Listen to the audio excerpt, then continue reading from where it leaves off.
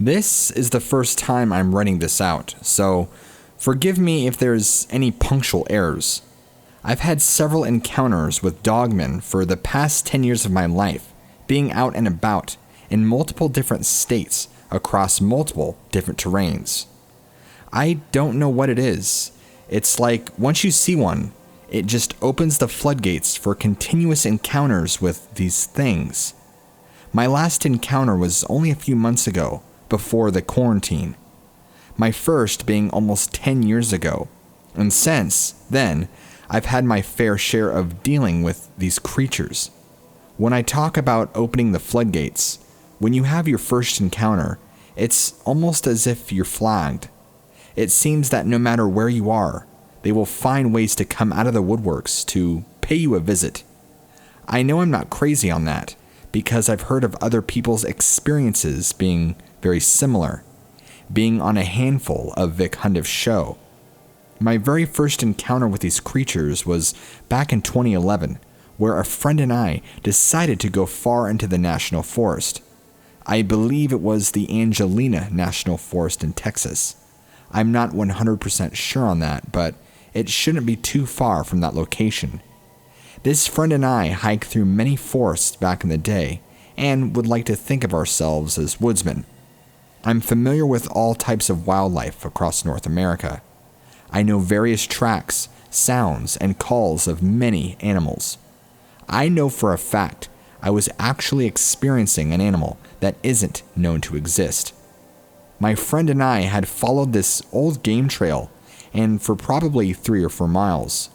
Thick wilderness on both sides of us. My friend all of a sudden stops, both of us, and does the shh finger to his lips. I'm quiet, and I notice everything around me is silent. My friend staring intently at me, trying to listen for anything. Right off the bat, this did not feel normal. There should have been noises and sounds from the woods around us, and to have it as quiet as a pin dropping, well, it was unusual. As I'm watching my friend's eye, they're focusing off of me and on something behind me, when my friend's face begins to go pale. His jaw starts to drop a little, and I can only feel the dread coming off of him. Let me stop here for a minute. At this point in time, the first thing that ran through my mind was a bear. More specifically, a mother bear with cubs around. I turn around to face the direction my friend is looking, full on expecting a bear to be coming our way. It took me a few seconds to fully take in what I was looking at. About 20 feet away in the brush was this 7 to 8 foot tall creature. The head very much so resembled that of a wolf, with tall pointed ears and a longer muzzle, with deep amber colored eyes. It had a very pissed off expression on its face, and was staring directly at us. One detail I want to point out real quick is it's weird to me that this one's eyes weren't glowing, or even appearing to glow. They were just a deep amber red, kind of like a dark red marble, if that makes any sense. They were haunting, and they are forever burned in my mind. Even now, just thinking about them is causing me to shut down, but I do need to write this out. That was the only Dogman I had ever encountered without glowing eyes. Every other one had some sort of natural glow to them, and I'm not sure why this one didn't. Just wanted to point that out. So, me and my friend are standing there, and we're looking at this thing, and it's looking at us. Between us is thick brush, but there's plenty of room in the brush for us to see each other. I couldn't really see much of its lower half because it was obstructed by bramble, but I saw how big its chest was, the muscles rippling under its defined skin, which seemed to be pulled back almost. I don't know how else to describe it. It was very hairy, thick, long hair. It didn't make any noises, just continued to stare at us. I knew we had to flee, but I know we couldn't just turn around and run. Him and I slowly backed away as far as we could to a point to where we could run, and we did.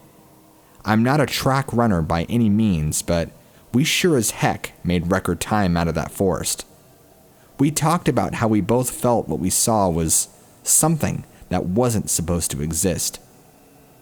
My friend was convinced it was a werewolf, but I was skeptical, even though I had even seen it. A living creature, flesh and blood. It wasn't until I had seen these things a couple more times that I started to do my research to find out what it was I was seeing. When I was looking online, I came across something called Dogman and saw that there were so many sightings all over the U.S. Then I started getting into encounters and things like that later on, but at first I just wanted an understanding of what I was seeing. The second time I encountered one, I was by myself, also in Texas, but a different part of the state, far more east. I had made my way to a small creek and was filling up my canteen. I was camped out not far away and was collecting water to boil for myself. As I'm approaching the stream, I noticed that all around me had gone completely silent. The feeling of dread, like what happened last time, circulated in my gut. The memory I hadn't thought about in months comes rushing back to me of that first encounter. Seconds later, I began to feel the presence of something nearby approaching me through the woodline. My gut must have been right, because I started to hear branches breaking and leaves crumpling, accompanied by a very, very low growl. I knew if I went back to my campsite, it would follow me back there, so I went in the total opposite direction of this thing, and it followed me for a good few miles in the woods before it seemed like it disappeared. Maybe it never disappeared. Maybe it kept watching me, but I just didn't know it. At some point, I did make it back to my tent and decided to take everything down and to hike back, even in the dark. I didn't want to risk staying in that area for longer than I had to. Likely it was still at the end of summer, so I had plenty of daylight to work with. The same friend that I had the first encounter with, about a year later, had another encounter himself out towards his older parents' property. His parents had this beautiful gazebo on the far side of their property, followed by trees and brush. They had done several family weddings out there, so it was still fairly decked out florally. Beautiful spot, but my friend says that he saw one walking behind the gazebo one afternoon, back into the woodline. The woods that extend beyond there are over 300 acres and then goes against a mountain. It freaked him out bad, and he doesn't want to go back there anymore. I don't necessarily know what my friend believes, if that's a werewolf or not, but he doesn't like to talk about it much. Some of my encounters were like that though, where I didn't see the Dogman, but I knew he was there, either watching me or waiting to make the right move. I'm not going to go over every single encounter I've ever had, but I will reveal to you the ones that stood out to me. There are still plenty of times to this day that I know they're in the old forest with me, watching me, possibly waiting for the moment to try and get me, that I don't know. I feel like I have been in so many situations in the wilderness by myself where I wasn't the only one there, and I was vulnerable, but had no idea these creatures were even around. It's really scary when you sit and think about it. I'll tell you about another time that I had a bonfire with a girlfriend. This was a few years after my very first encounter, and again in the summertime, but this time in a different state. This was out in the wilderness of Ohio. I was dating this girl who lived out there at the time, and we had made this bonfire out where we were camping. It's late at night, and we're sitting by the fire cuddling, having a conversation, when that good old familiar feeling starts to creep up again, and I notice that the crickets and night noise of nature are now gone. My girlfriend at the time didn't notice because she's still lost in conversation, and probably isn't used to that. I never told her of my initial encounters, and I wasn't waiting to speak up this time because I didn't want to scare her. I just ignored it and kept on talking.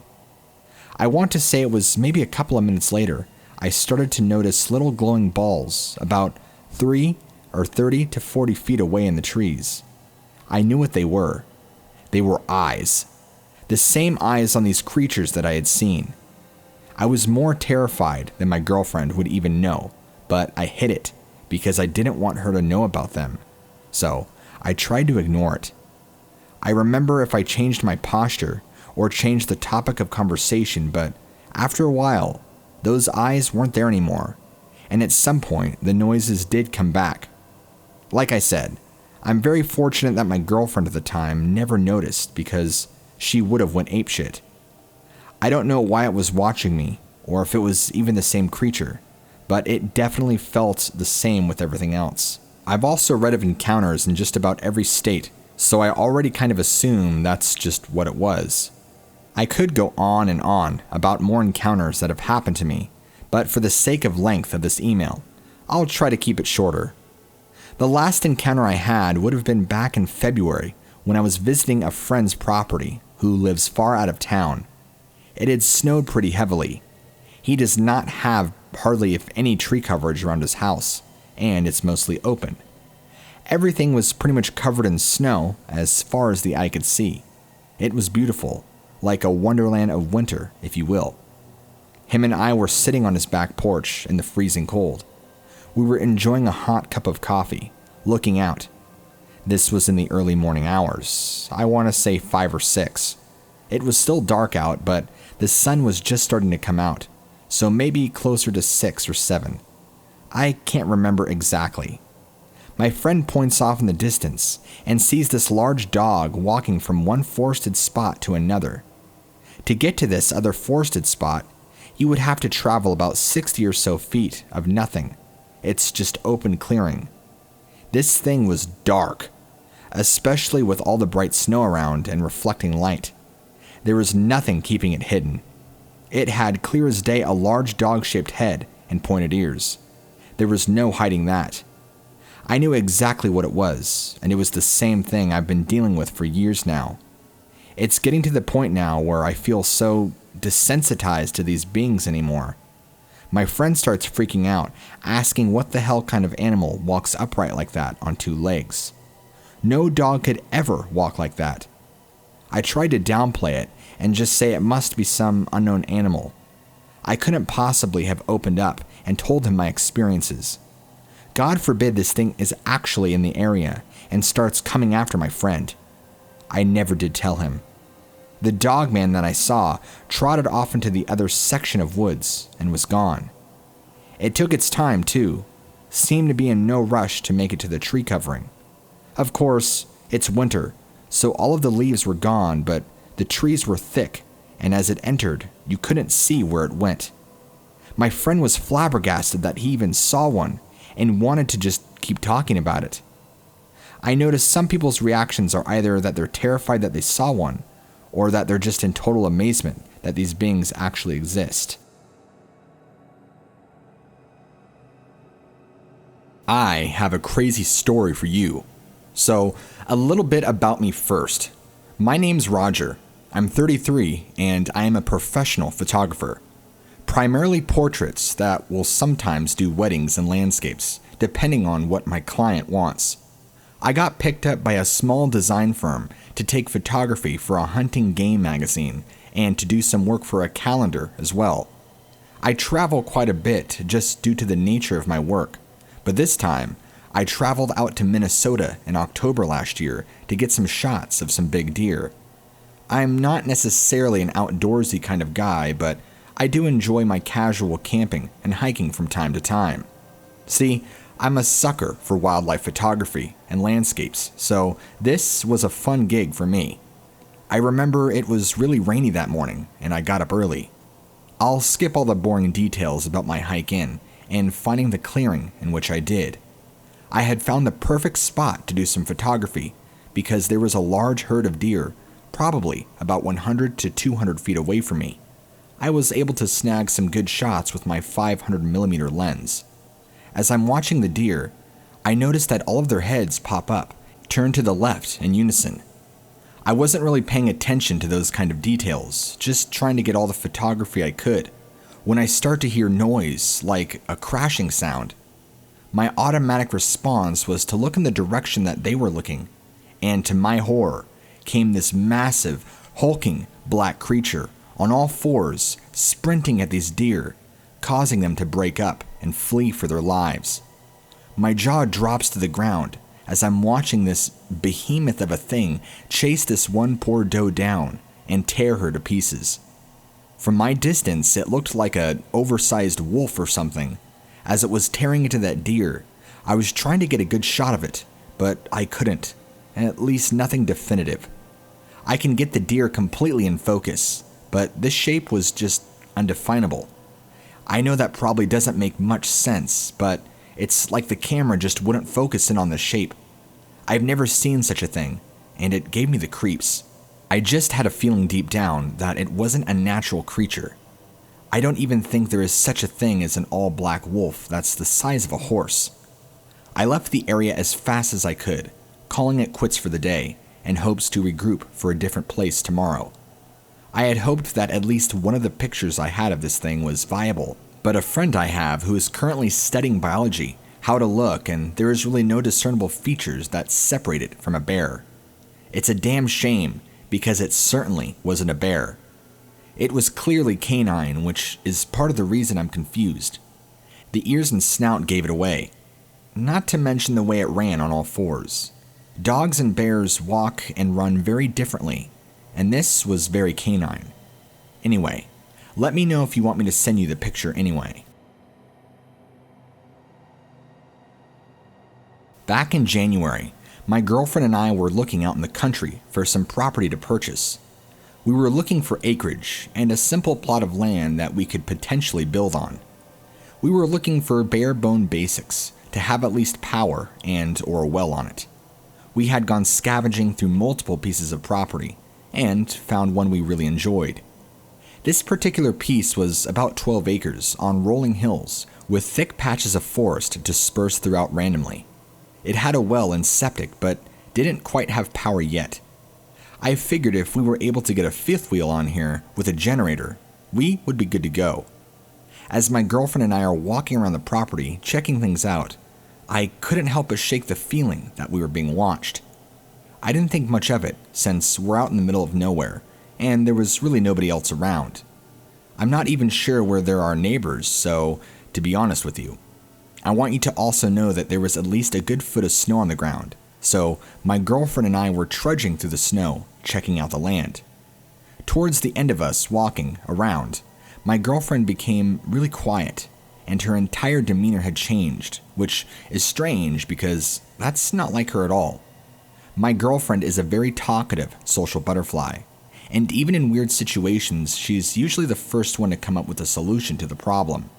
She's a natural-born leader, and it's just who she is. One of the reasons why I love her so much, and we connect so well. Anyway, maybe I didn't really notice it or what, but I just thought she wasn't a huge fan of the property. No big deal. We would just keep looking, I thought in my head. We get back to our car, and as we're driving down, she's quiet. Maybe 10 minutes goes by, and I asked her what she had thought of the place and why she was being so weird. She just looked at me with a stern and serious look and didn't say a thing. I thought she might have been pissed off at me, so I asked her what was wrong, and then she asked me if I saw it. I had no idea what she was talking about.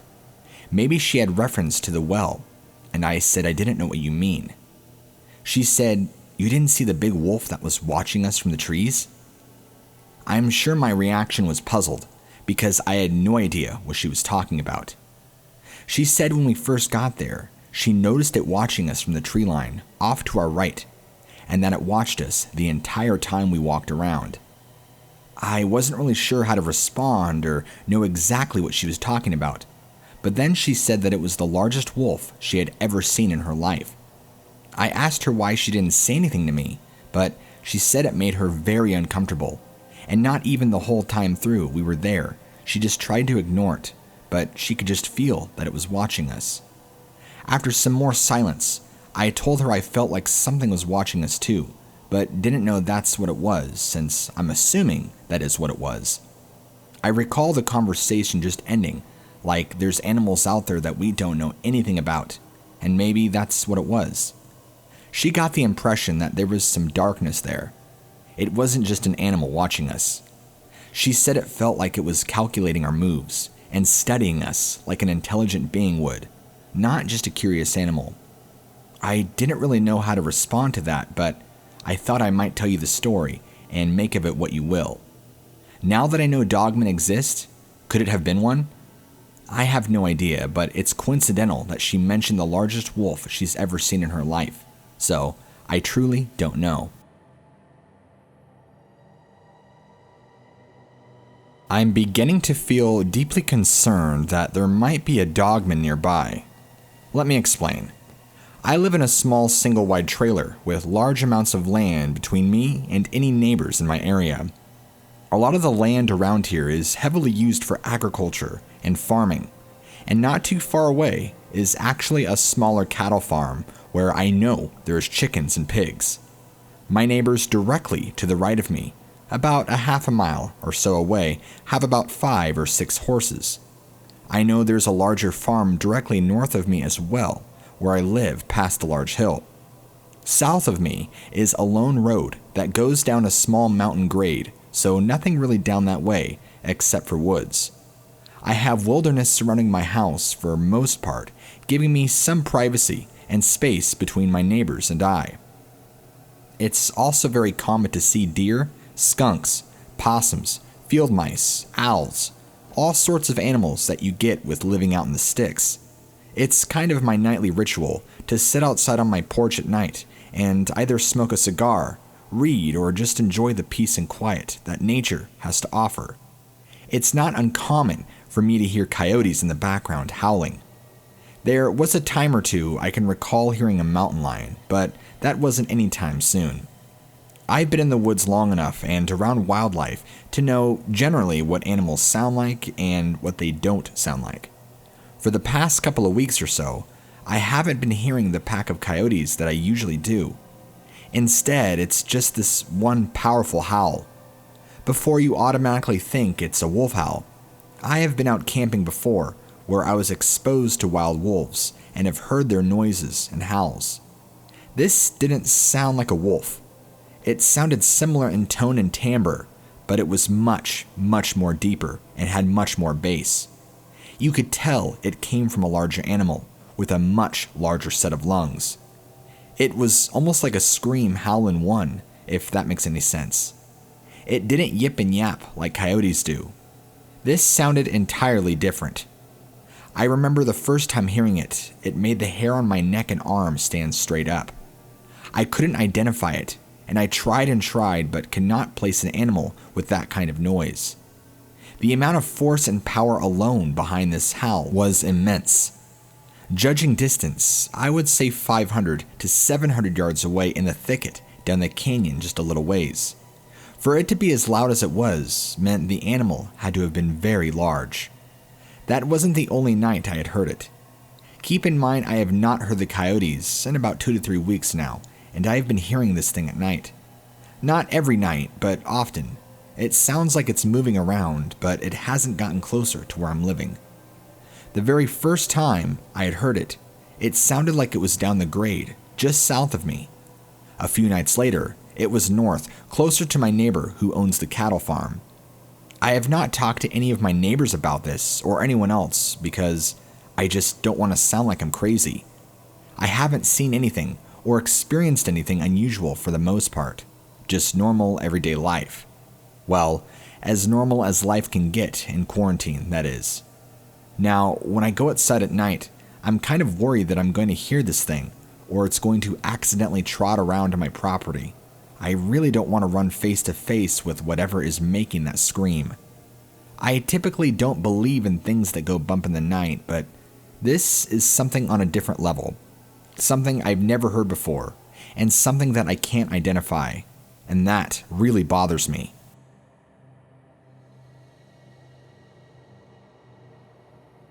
This happened to me when I was just a kid. I think I was about 9 or 10, if I can remember correctly. We used to have this really cool area way back behind our house that had a small creek running through it, that sometimes we would see swan if we were lucky enough, but mainly just had ducks and some small fish here and there. I would go back there often and play a lot, especially during the spring and summertime when things and temperatures started to get really comfortable outside. Sometimes I had to be careful because it would get infested with wasps, and I got stung my fair share of times, but that's besides the point. My dad built me a small tree fort back there with a tiny ladder that I could go into and play. My mom would always make me peanut butter and jelly sandwiches, and I would go and take that into my fort and eat it while I watched the creek and enjoyed the solitude of nature and played. This didn't happen a whole lot, but this did happen a few times. The very first time I noticed it was when I was actually eating my sandwich. I heard the sniffing sound like a dog does, and I turned, and the biggest dog I've ever seen in my life was a little bit down the creek, in plain view, sniffing the air, and then turned to look at me. This thing was laying down like it was just relaxing by the creek, no big deal. It did not give up any aggressive or ominous vibes that I can remember. Even as a kid, I remember being hesitant, but I didn't feel any danger, and I kind of chuckled when I first saw him. I thought he was some big black dog that I had never seen before. His size might even be more exaggerated because of the fact that I was a child, but I remember him being freakishly huge. To be honest, he kind of just looked like a black wolf with bigger teeth and amber eyes. I would play in my tree fort, and he would just sit there by the creek, watching me or looking off into the woods. It was weird how I never actually saw him or her, or whatever it was, get up and leave. Same with it being there. I would just look over and he or she was all of a sudden gone, or suddenly there. Being a child, I honestly can't say I really paid too much attention to it getting up and leaving, even if it did, but it just had a lasting impression that it would just reappear or disappear out of nowhere. I never told my parents about it though, and I thought it was strange, but I kind of considered him my friend. I never talked to him, and it never made any noises or anything like that. Just watched me and the creek. I only saw him a small handful of times, and fast forward about 7 or 8 years later, when I was in high school, I remember my friends were telling me about direwolves from a fantasy book and explaining to me how huge they were. Them talking about it immediately brought this memory back of this wolf-like animal that would watch me while I was in my tree fort. I think I tried to tell one of my friends about it, but he quickly dismissed me and explained they don't exist. Fast forward to another 5-10 years, and I first learned about Dogman and the Beast of Bray Road. It kind of caught my interest more, and after hearing the encounters and descriptions of how these things look, I am starting to realize that what I saw those years back by the creek was actually one of these things. I'm a bit confused though, because every encounter I have ever heard is these things are cold-blooded, terrifying killing machines. My experience was so much different. I never got any ominous feelings or vibes at all, and I said I never even noticed the forest going quiet. I had reached out to a Dogman researcher, and he had told me that this thing was possibly waiting and watching me for a vulnerable time to grab me, but I didn't feel like that was the case, honestly. When I felt like this thing would look at me, it was of curious in nature than anything else, and didn't seem like it was intently watching me to stalk me. I knew I was just a child, but there's certain things you can just feel in your gut, and that's one of them. I guess I'm one of the few that has actually had a neutral or positive experience and not negative with these beings. It could be because I respected it and left it alone, and didn't try to mess with it. I have no idea. I'm just trying to make sense of it all.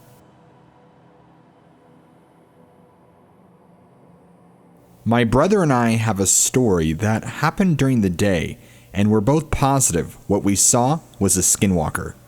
Here's what happened. We were staying in Wenatchee in Washington State. It's kind of eastern, but not really.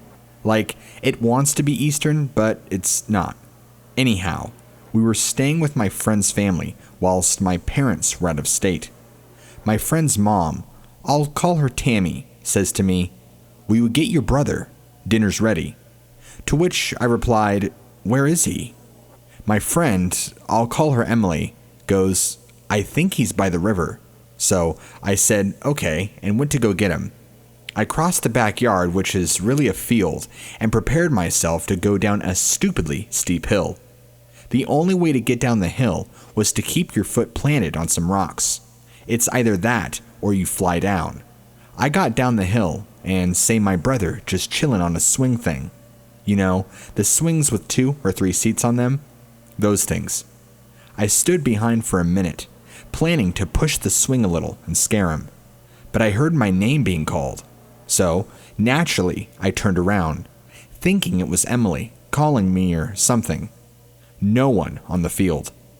I had and still have a pretty active imagination, so I just brushed it off. I turned back to the swing, and my brother was standing up now. His eyes were fixed across the river, so I looked over too. We saw a deer-looking thing standing on its back legs, and I again was just like, oh, it's my imagination again.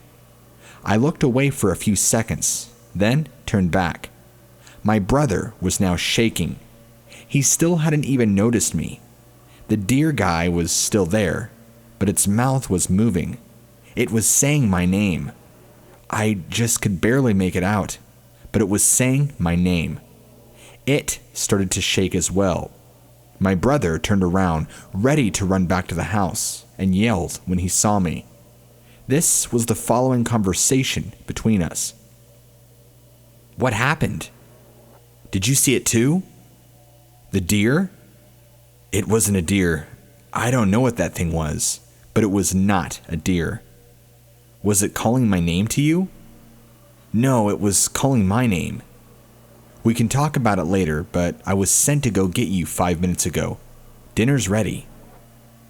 And I know I said I have a very active imagination, but the part that scares me is that my brother does not, and he saw exactly what I saw. And so we went inside and ate dinner, and said nothing of it. We had both relaxed for the most part by this time we got back to the house, and we texted each other about it after, so nobody would know but us. About a year after the happening, my brother came into my room and said, "Hey, remember that deer thing we saw in Wenatchee a few years ago?" I told him I thought about it frequently, and what he said actually scared me so bad, I thought I was going to go into cardiac arrest. He goes, "Well, I've done some major research, and we could have died if we went near it. Turns out it was a skinwalker." And he continued to tell me about skinwalkers and what they do. I'm not getting into it, but every now and again, we both share a look when someone starts talking about stuff like Wendigos and skinwalkers, urban legends and creepypasta, stuff like that, and neither of us had said anything about it. But my brother decided to tell my dad, who grew up with urban legends and stuff like that, and he also thinks it's a skinwalker. I can still see that evil thing's face every time I hear about Wendigo and skinwalker encounters. My brother got a kind of mental effect from this thing. Effect, I don't even know what to call it. I don't want to say it's like PTSD, but certain things around the topic will trigger him. He'll constantly have nightmares about it, and he doesn't like talking about it, unless he initiates the conversation. I'm a little more thick-skinned around the topic of scary things, but it scared me into thinking I was going to die on the spot. We haven't been back to Wenatchee. I just seen a question on here asking about a positive encounter, and I have one I would like to share. Though may not be what I thought. About 20 years ago, after I graduated high school, I used to run traps to make extra money in the wintertime. Since I was pregnant with my daughter, any sort of extra income was necessary, since trapping is frowned upon, oddly. Anyway, my father had always told me about the creek I trapped in as being quite strange. We would always walk the creek to collect arrowheads and look for other Shawnee relics. So he would tell me stories about the Shawnee Native American tribe and their history and folklore. It was a very special spot to us, so when I began trapping, my father would tell me to have respect for the wildlife. Don't litter, kill humanely, and don't kill what doesn't need to be killed. So I built a great deal of appreciation to life, which led to my career in conservation. The only reason I state these things is to build context as to why I did what I did. About once a week, while walking up the creek, I would hear whistling, like a human but in random patterns, and that would be along with the smell of sulfuric and rotten eggs, which my dad told me was most likely a Bigfoot or a skunk ape, and sightings had occurred as long as he could remember in our area. Then, one time I was scanning down the tree line with my binoculars to check to see if I had any coyotes and foxes in my traps to save me the walking time. I seen a fairly medium-sized tree swing dramatically a little past the tree line. So I headed over there with my .22, hoping to sneak up on a bobcat or any animal that was medium-sized my .22 could kill with a headshot. About 3/4 of the way to the tree line, the swaying had stopped, and I didn't see anything, but at least two of whatever it was began whistling and whooping further back in the forest. I continued to head up the creek, and it always stayed somewhat behind me at a distance, but never left. That was pretty interesting. Then, one day, sadly, an oil fracking company purchased most of the land. They still gave me permission to trap, but they had a few accidents where the water got so damn nasty, it killed just about everything. It broke my heart to see beavers, muskrats, and some coons floating down the creek every time I went. But after they had installed their rigs and cleared some forest things, got a little hostile. One day, running traps, almost all my traps had been ruined, bent, beaten, and broken. And the remained animals I had caught were either stolen, ripped from the trap with their foot or legs still attached, and I even found a coyote that had been messed up bad. Fur torn, broken lower jaw, head beaten in. I felt like this was in retaliation to what the oil company had done, and I was being blamed. But it is positive. For a few months afterwards, I would go to the store twice a week and buy a variety of apples, pears, and a mixture of meat from carcasses I had skinned, put it in a basket, and leave it in the forest, hoping whatever it was would get it before anything else. Sometimes the basket would disappear, but always in 2 days, everything was gone. One day, I believe it left me a present in return. Next to where I dropped off the basket, there was about 100 plus small sticks stacked very neatly, about 20 acorns, and a deer antler. It made me feel happy. I do hope that I did help this creature out in its very sad moments of life, though it may have been everything but a Bigfoot or skunk ape, because I never physically seen it or any tracks in the creek bed. But all of my occurrences happened in the woods along the creek, so I really don't know. So still to this day, 20 years later, I think of it time to time, and I don't see a reason why people should be afraid of them. It was a sad but positive 2 winter seasons with it, even if it was an animal I didn't recognize. I hope I helped. This happened when I was really young. I was around 6 to 9 years old. A little backstory. I had a significant trauma happen to me when I was 6. I don't want to go into details, but it made life difficult for a while. I totally shut down for a bit, and sleep at the time was my only safe haven. For the next couple of years after my incident, my dreams got stranger and stranger. I at first only saw them in the background of my dreams, like part of the scenery almost. Then, I began to lucid dream. All of a sudden, these dark shadow people with red eyes began to manifest in my room. I never felt danger from them, and that gave me a sense of relief. I would talk to them like they were someone I knew, and I would tell them about my day. A lot of times, these conversations would end because they would hear something and move off my bed. I would wake from my semi-asleep state by trying to go after them. Towards the end of my encounters with these creatures, I got a sense of terror, and I could never pinpoint it until one night, a white figure came through my door and reached out with a knife toward me. I woke up with a jolt and never saw any of them again, though I will sometimes see one of them dart out of my vision.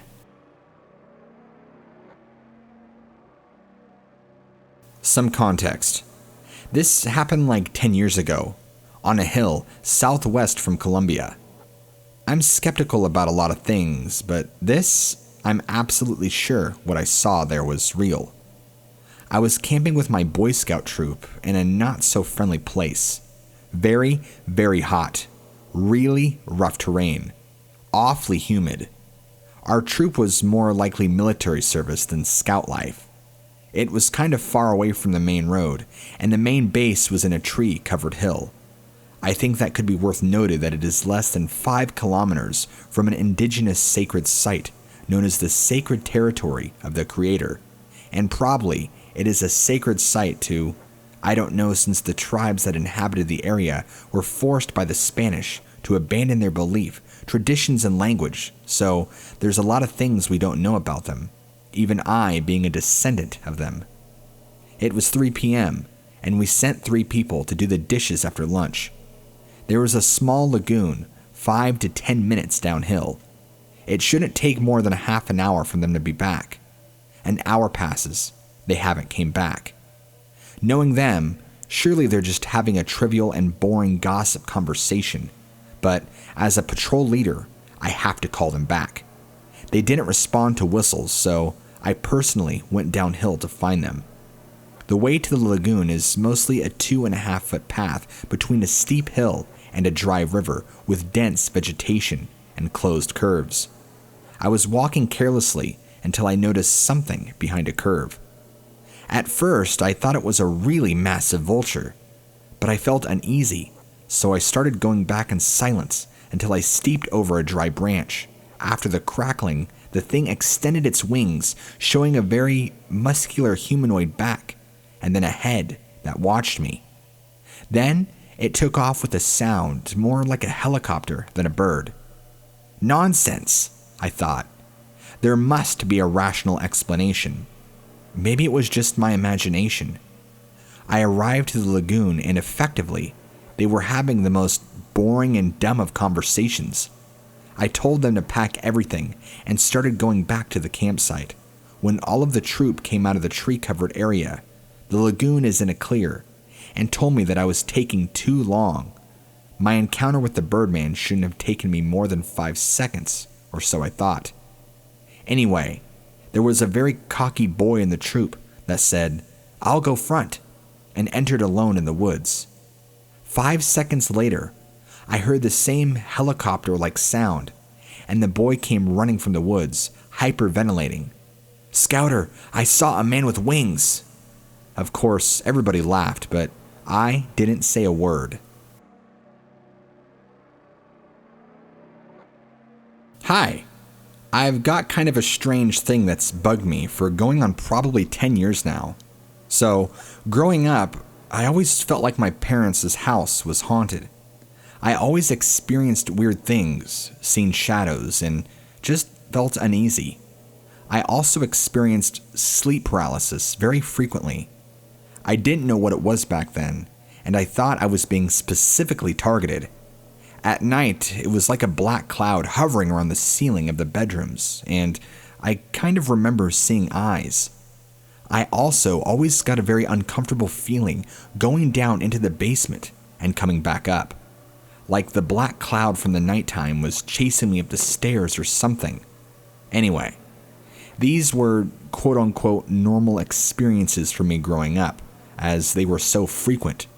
However, there was this one time that really freaked me out, and I cannot for the life of me find any kind of information on it. So, what happened was, I was about 16 years old enough to drive anyways. My parents were out in town for the night, and I'd met them for a bit on my way home from work, and then proceeded to go home myself.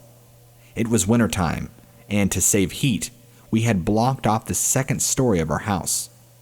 I had to get something that was in my upstairs bedroom, so I opened the partition we had blocking off the stairs. When I opened the partition, there was this thing sitting on the stairs. The best way I can describe it was kind of like a gargoyle. It was hunched over and just sitting there on the stairs, eye level. It was big, adult-sized, but scrawny, dark, had wings. I can't recall if it made a noise. I freaked out and ran and locked myself in another room, while I called my parents. I was in full panic mode. I had never seen it before or since. It still bugs me to this day. I remember it so vividly. And being that it was about 10 years ago, my younger sister has since described something similar. I had never told her the story before. I have searched and searched, and the only things I can find are things about the Mothman or about gargoyles outside. Anyway, I thought I'd share because it still bugs me. I'm wondering if anyone else has experienced something similar. My parents don't believe in me or are just in denial of whatever is going on there, but I know what I saw.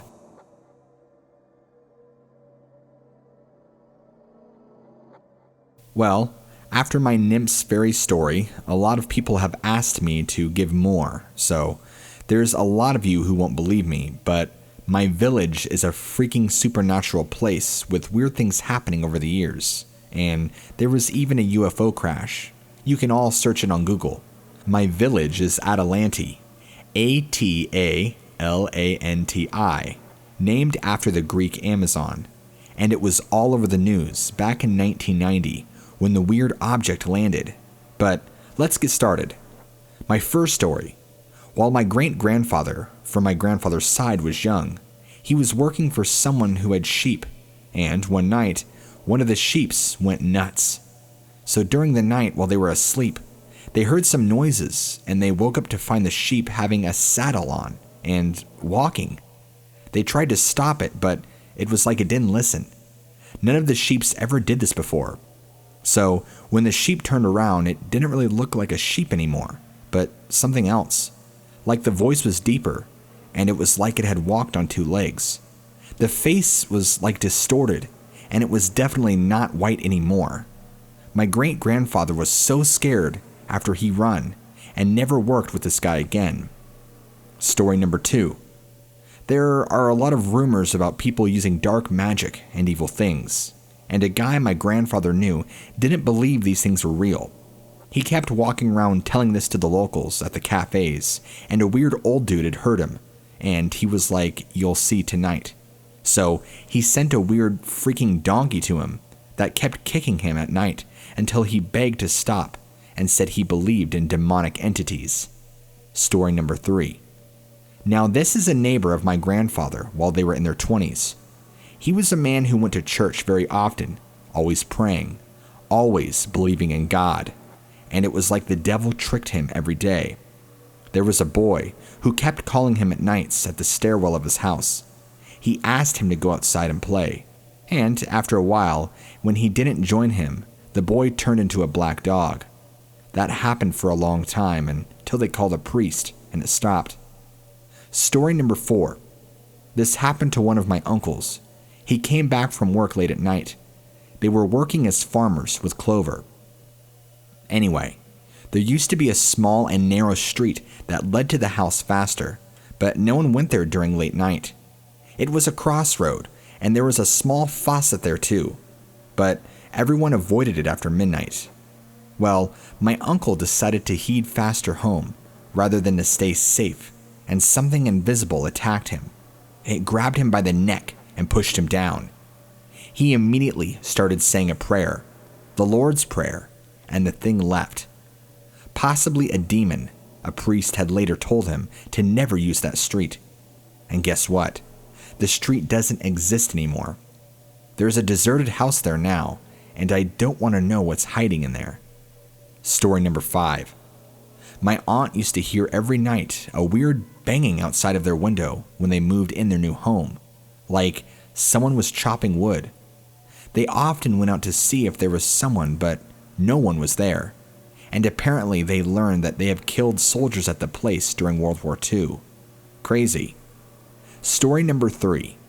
The alien UFO crash. So, during 1990 in the summer, there were a lot of UFO sightings all around Greece, and one actually crashed at a hill next to my village. Story number 7. My cousin said at their clover field once that something had landed again, because there was a circle, and it was like burned, and for literally about 2 years, nothing grew on that place again. Story number 8. When we went with my grandfather to buy cheese from a guy he knows, we walked into his farm. I looked around the walls and it was full of lashes, like the whips that hit the horses with, but some of them were a bit too much. They seemed super heavy, and I asked my grandfather, "What's that?" I was like 9 to 10, but I have never seen that type of lash before. It didn't look normal. Anyway, my grandfather told me to shush, and he said we'll talk home. So, when we went home, he told me that man calls demons and hits them. He asked them who they hurt, and then hits them so hard with those whips. So, I was like, oh, he's nice then. And my grandfather said immediately, he hasn't been in church for many, many years, because what he's doing is against God. Even though he hits them, he still uses dark magic to call them in.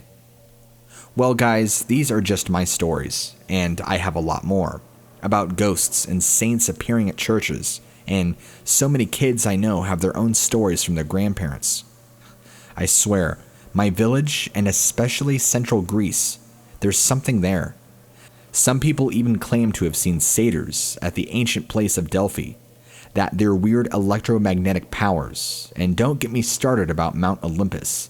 Anyway, hope you enjoy these.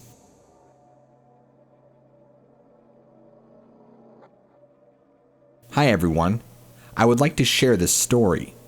I've heard about 2 men who supposedly lived in the Develi's cave in Penteli, Athens, Greece. Some people from the area have said they've encountered them close to the forest and the cave. Well, I need to tell you that there's a lot of theories about this cave, about other dimensions, and the fact that you can actually travel somewhere else through here. Even UFO sightings, people losing their memory. There's the phenomenon of negative gravity, which is amazing. There's so much electromagnetic activity. So people who claim seeing them said the men always walk with their hands behind their back, and whoever saw them thought they didn't have hands. But if you took a look from the back, you could see their hands were bird-like, like claws. They never spoke, almost like they couldn't, and they were very tall and pale. Now, could this really be just a spooky story? But if it's not, what do you think they could be? Could they really be from a different dimension? Or they're entities? Or just people who were born like this? There's also sightings of angels and ghosts on the area, so maybe it's all illusions from the huge electromagnetic energy field. Also, another fact about the cave is that the compasses go crazy there, and during 1977, they said the army actually did some experiments there, and after the 1990s Satanists actually went there for, their satanic rituals.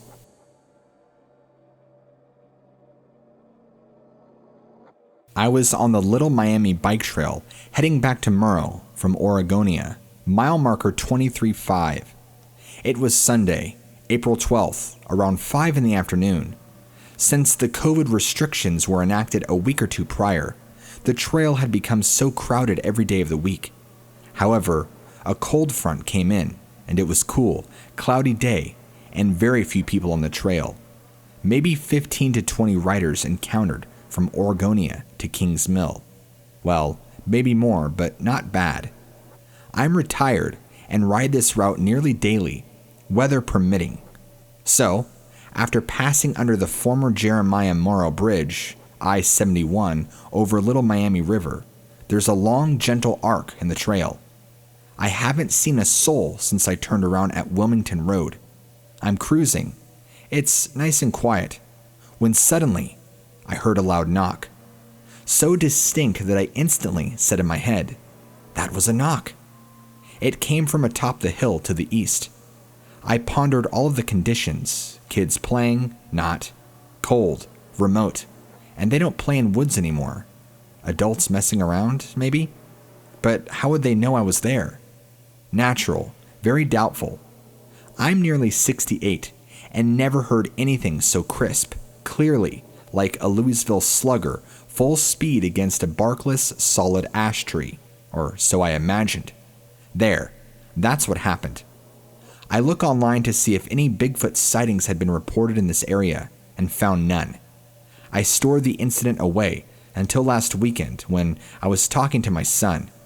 He's 46 in May, and I raised him near Murrow, abutting the former Frisch Farms in the 3C Highway.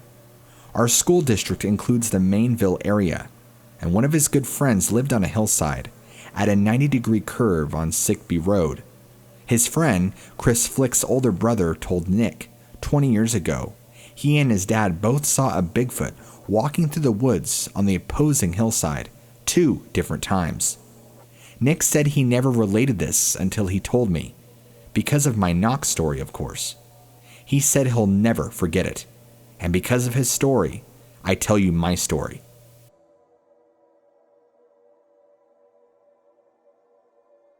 I was driving down Willard Road around 5 p.m. as I came around the last right-hand corner, looking toward the straightaway to the junction with Cook Underwood Road. I saw a black object in the road. I thought it was a bear, and the largest bear I have ever seen. It took up the whole left lane of the road, and it was huge.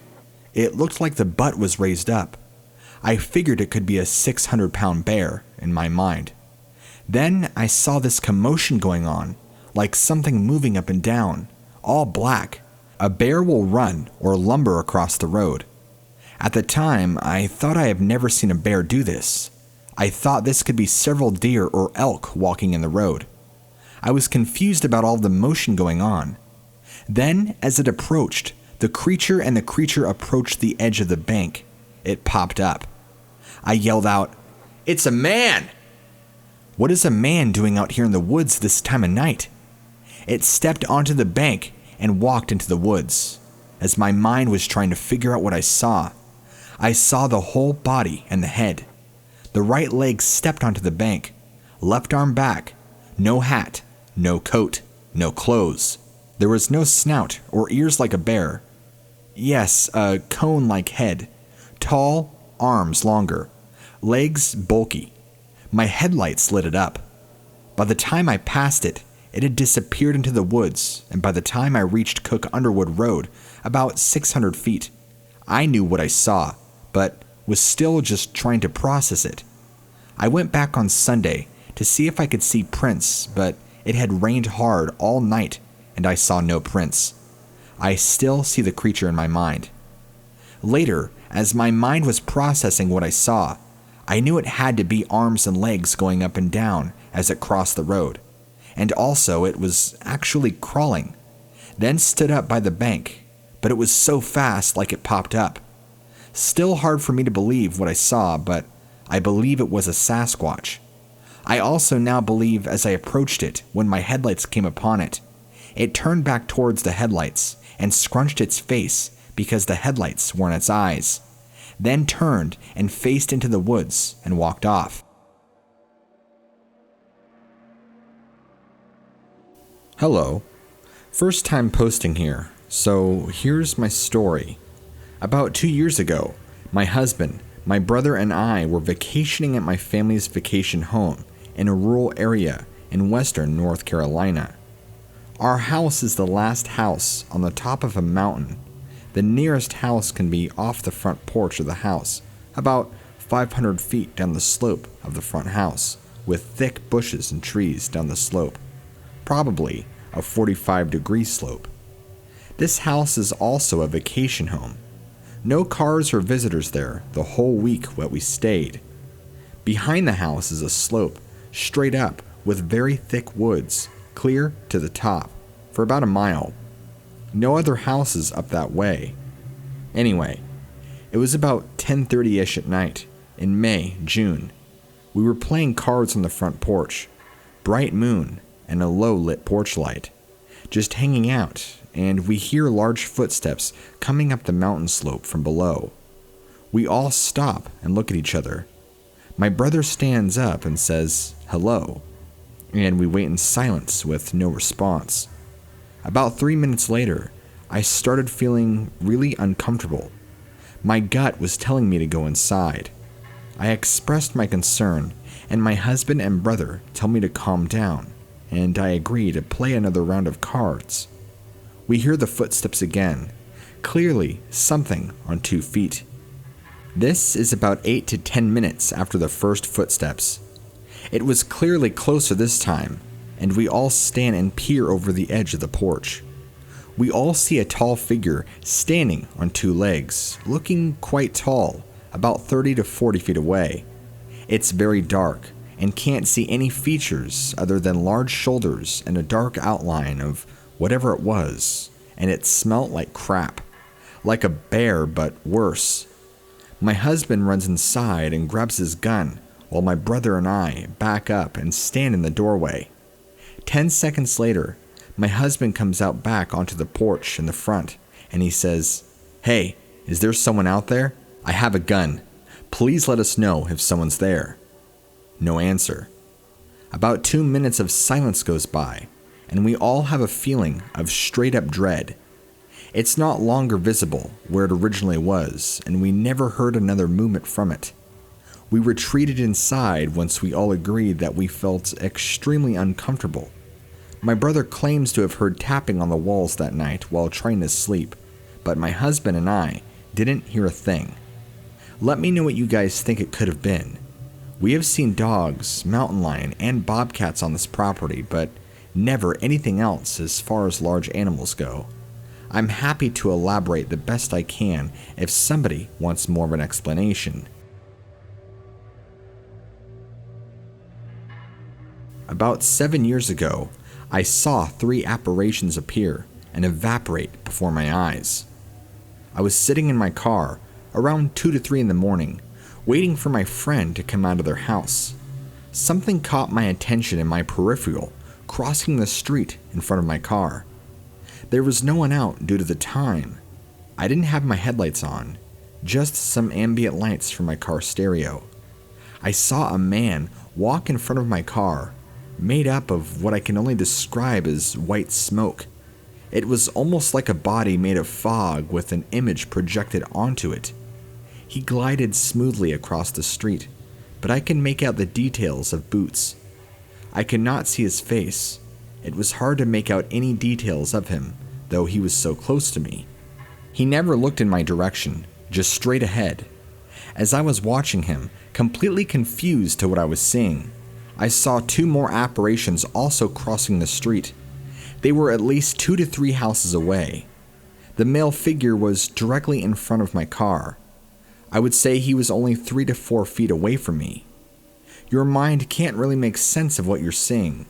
You don't really feel fear, it was more complete bafflement. As he got to the middle of the street, he literally started to disappear in front of my eyes. From his head down, like steam evaporating. He was merely a torso with legs by the time he reached the middle of the street. I was completely frozen, confused. I have had strange experiences, heard plenty of creepy noises, strange presences felt over the years, but I had never seen an apparition of any kind before. As I was watching him slowly evaporate, he walked directly into a parked truck on the opposite side of the street and disappeared completely. At that very moment, when my mind was completely upside down with trying to make sense of what I just saw, the music in my car went completely silent. The whole stereo just shut off. That is when I actually got scared. It immediately got my attention off of what I just saw. I was frantically hitting the power button, off and on. Still, no sound. I had been listening to a CD at the time and can tell you exactly what song was playing when it all happened. I ejected the CD, put it back in, changed tracks. Still, no sound. As I was hitting every button on my stereo, I finally went for the volume knob. It had been turned completely to the left, muting the stereo. It was an analog control, so it had to be physically turned all the way to the left. That was when I went from confused to terrified. Whatever I had just experienced, witnessed with my own 2 eyes, had just become a full-on poltergeist and turned off my stereo. Was it trying to distract me? To draw my attention away from something I wasn't meant to see? Was it trying to cement the experience so I couldn't try to explain it away later? Our minds desperately try to make sense of things that don't really fit into our realities. With everything I saw and experienced that night, there is no rational explanation for any of it. That experience still completely haunts me, but I have zero doubt in my mind that apparitions, whatever they are real, and also have an intelligence, an intent.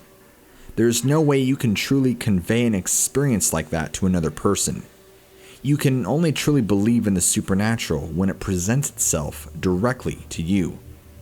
Over the years, I have analyzed every detail of what I had experienced. Did I see ghosts? Did I witness a strange glitch in time? A portal, perhaps? I even analyzed what song I was listening to at the time. It was actually a cover song by Atlas Sound of Joe Meek. Meek was a pioneer in experimental music in the 1960s, and I had been a fan of his music for quite a while at that point. It wasn't until this experience that I decided to read more about Joe Meek and his life. It turns out in 1967, he murdered his landlady and then shot himself with a shotgun.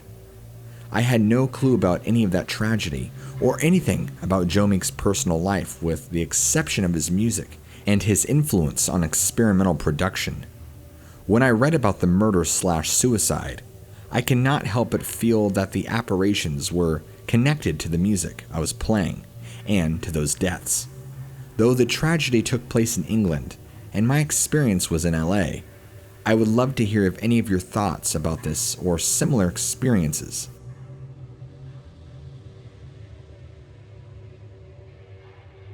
This happened when I was really young. I was around 6 to 9 years old.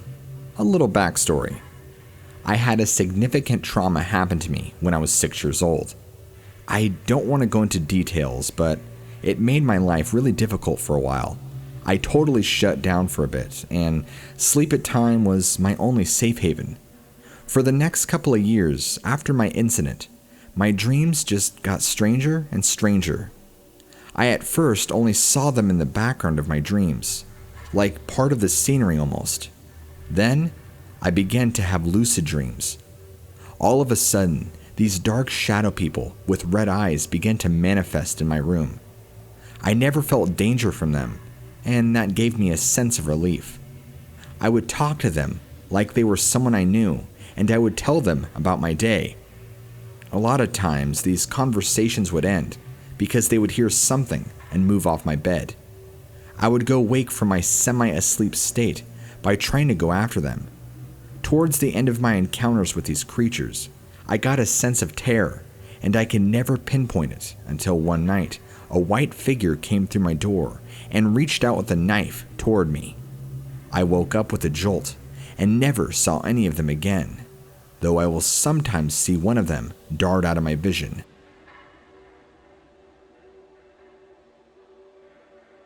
This story was told to me by my auntie. She is from Del Morto, the northern rim of Canyon de Chelly. Job security and job availability is scarce and almost non-existent on the Navajo Nation. There were no jobs in the nearby communities or towns. Like many residents of the Navajo Nation, she had to find work off the res in border towns. She had been hired by the power plant in Page, Arizona. Depending on the night shift or day shift, she would have to leave home at odd hours to make it to work on time. She explained that she would drive to Page by way of going to a similar town, then to another town, followed by yet another town, and then finally Page. One time, she had to leave very early in the morning hours, shortly after midnight. She figured that she would just make it to Page and sleep in her vehicle until her shift had started. She was the owner of one of those late 1980s, early 90s Astro vans, the ones with the huge bump it type of things on top. It was the definition of a res ride. No air conditioning, busted up, and if you drove faster than 60 miles an hour, it would start shaking. She said somewhere on the desolate stretch of desert road, between a few of the towns, she started to feel uneasy. The uneasiness wasn't a slow creeping feeling. It was a sudden surge of anguish. She quickly searched the rearview mirrors and scanned the horizon for other vehicles or streetlights from NHA housings that speckled the landscape in certain areas, searching for some type of familiarity to soothe her uneasiness. No luck. She tried turning the knob on the AM/FM radio in search of any form of radio stations. Still no luck. As her focus darted onto the roadway from fidgeting with the radio, something caught the corner of her gaze. The headlights illuminated the figure on the shoulder of the pavement. As she drove past the area, she said it smelt like roadkill. Very pungent. She described it as a mountain lion with an unusual silhouette. As she drove past the figure, she realized in the passenger side rearview mirror that whatever it was gave way to pursuit. The black mass with the silhouette of an odd mountain lion was running alongside the van. She gripped the wheel firmly with sweaty palms and floored the gas pedal. As the van began to accelerate, the wheels started to vibrate turbulently. She watched as the figure fell back and cut across the backside of the van and was stalking the driver's side.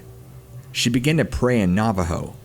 The speedometer indicated that she was reaching 60 miles an hour, a detail she already had come to the conclusion due to the turbulence of the vehicle. The Skinwalker began to pick up speed and start to overtake the vehicle. She didn't want whatever it was to make it in front of the vehicle. Her explanation was that she didn't want to see what it was in full beams of the headlights. She figured she would faint or drive off the road if she saw the details of the Skinwalker. So as a gut reaction, due to the fear, she veered to the left. She hears a huge thud, and the steering wheel jerks out of her hands momentarily. But she safely regains control of the wheel. The loud thump and scraping can be heard along the entire undercarriage of the van. Her logical thought process kicks in. She is not sure what she hit, but her instincts tell her to slow down and assess the damage made to the van, to check if she can safely make it to Page without incident or leaking fluid. She turns on her hazard lights and parks in the middle of the road. With a bright LED stormlight type flashlight, she hesitantly exits the cab of the vehicle. She checks the tires, the grill, underneath the grill, not exactly sure what she was looking for. The smell of roadkill is still very pungent and present. She checks the rear of the vehicle. She is covering her mouth and nose with her sleeve because the smell was so bad. Curiosity gets the best of her, and she points the flashlight down the roadway. Before the light of the flashlight illuminates whatever she hit, she hears a woman screaming for help. It sounded like an old lady. She said in the middle of the road there was a bloodied mountain lion pelt and a wrinkled, bloody lady. From what she could see, she said the old lady was naked but covered in blood. She said she hauled ass back to the van, still hearing the shrieks of the Skinwalker. She said that she yelled back in Navajo something to the translation of, "That's why you should have just left me alone. You did this to yourself."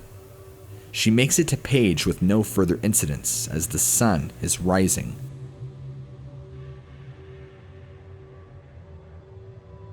So, I rarely have nightmares, or ones that I can remember, but I notice that whatever I do, it always circles back to witches. Witches that turned into owls and watched me as I slept. Witches putting curses on family members in my old childhood home as I watched, trying to wake them up as their body broke and contorted. The disfigured witch muttering out words, never breaking eye contact with my relative as I tried to wake them up. The most recent one I had was a couple of days ago. I was driving along an expressway with my dog in the seat beside me. She had somehow opened the car door, so I had to exit the highway and pull over to the side of the road. I climbed in the back seat without getting off and shut it off. When I closed the door, I looked out the window and saw a van on the opposite side of the road, a little ahead of me. I remember being confused since it was out in the middle of nowhere. Tall grass, almost swampy ground as far as you can see. Then, I see a bloodied woman run out to the middle of the road. She may have looked towards my car. I can't remember. I sat in the back seat of my car as I saw something dark and huge rush out and tackle her to the pavement. Long claw-like nails ripped her open as it hunched over her. I was frozen in the back seat until my dog saw what I was seeing and started to loudly growl and bark at it. The noise must have attracted the creature because it stopped and looked at me. Every cell in my body froze. It stood up, and I got a better look at its body. Limbs so thin and long they dragged on the floor, hollowed out black slits for eyes, face obscured by dark matted hair or fur that swayed with each movement. It took a step forward, and I bolted to the front seat, jumping over the middle console and locking the doors before I swerved the car back and drove off, leaving the creature and torn apart woman in the middle of nowhere. It took a step forward, and I bolted to the front seat, jumping over the middle console and locking the doors before I swerved the car back and drove off, leaving the creature and torn apart woman in the middle of nowhere. I drove and drove and drove until I couldn't ignore my empty gas tank anymore. I pulled into a gas station and got off into the store. When I came back out, I froze as I saw someone looking at the back of my car. I immediately rushed over, nerves still frayed from the encounter with the creature. I angrily yelled at them to get away from my car. Did you see this?" They asked me, and I was confused, since I had no idea what they were talking about. Walking over, I saw something jammed under the back of my car. Kneeling down, I reached out and pulled it out. It was a bundle of twigs, wrapped in some sort of fabric with feather and carvings tied and etched into it. The person was still standing near me in my car and said, "Witches." And then I woke up, kind of in a panic and disoriented.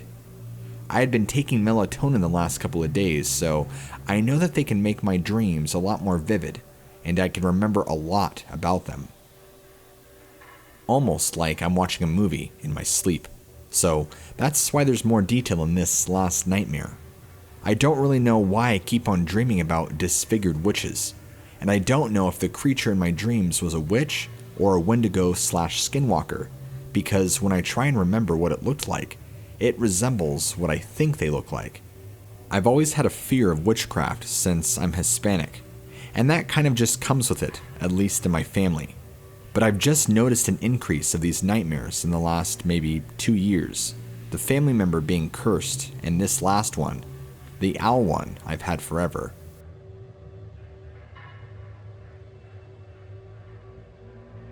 "37 years ago, my mother and I saw an entity outside looking in at us through the window. It was hairless, pale, white, huge bulging black eyes, and it had teeth that were very small, very well spaced, skinny and pointed, almost kind of like an anglerfish. We hid for hours until we heard my father drive towards the house. We both looked out the window to see the being to stand up from behind a wall. It was much taller than a human, and it was hiding behind the wall, and I believe waiting for us to come outside. My father drove up the driveway. We saw the silhouette of its body from the back. It was hunched over, staring at the car.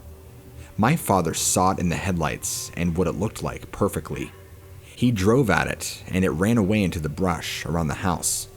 It never made a sound, and it seemed smart but cautious, and the overwhelming feeling I got that night that it was vicious and violent. My parents spoke with police as we were so horrified about the encounter. After speaking to police, or KGB, we were relocated and forced to never speak of the event to anyone. Within 30 hours, I was living in a new home, nearly 100 kilometers away. I have searched for so many years for an explanation. I've spoken with government officials, and I've interviewed with people who lived near our home, and then about 10 years ago. I have no answers. If people might speak with me, my messages of your comments would be constructive. I would appreciate some open-minded conversation.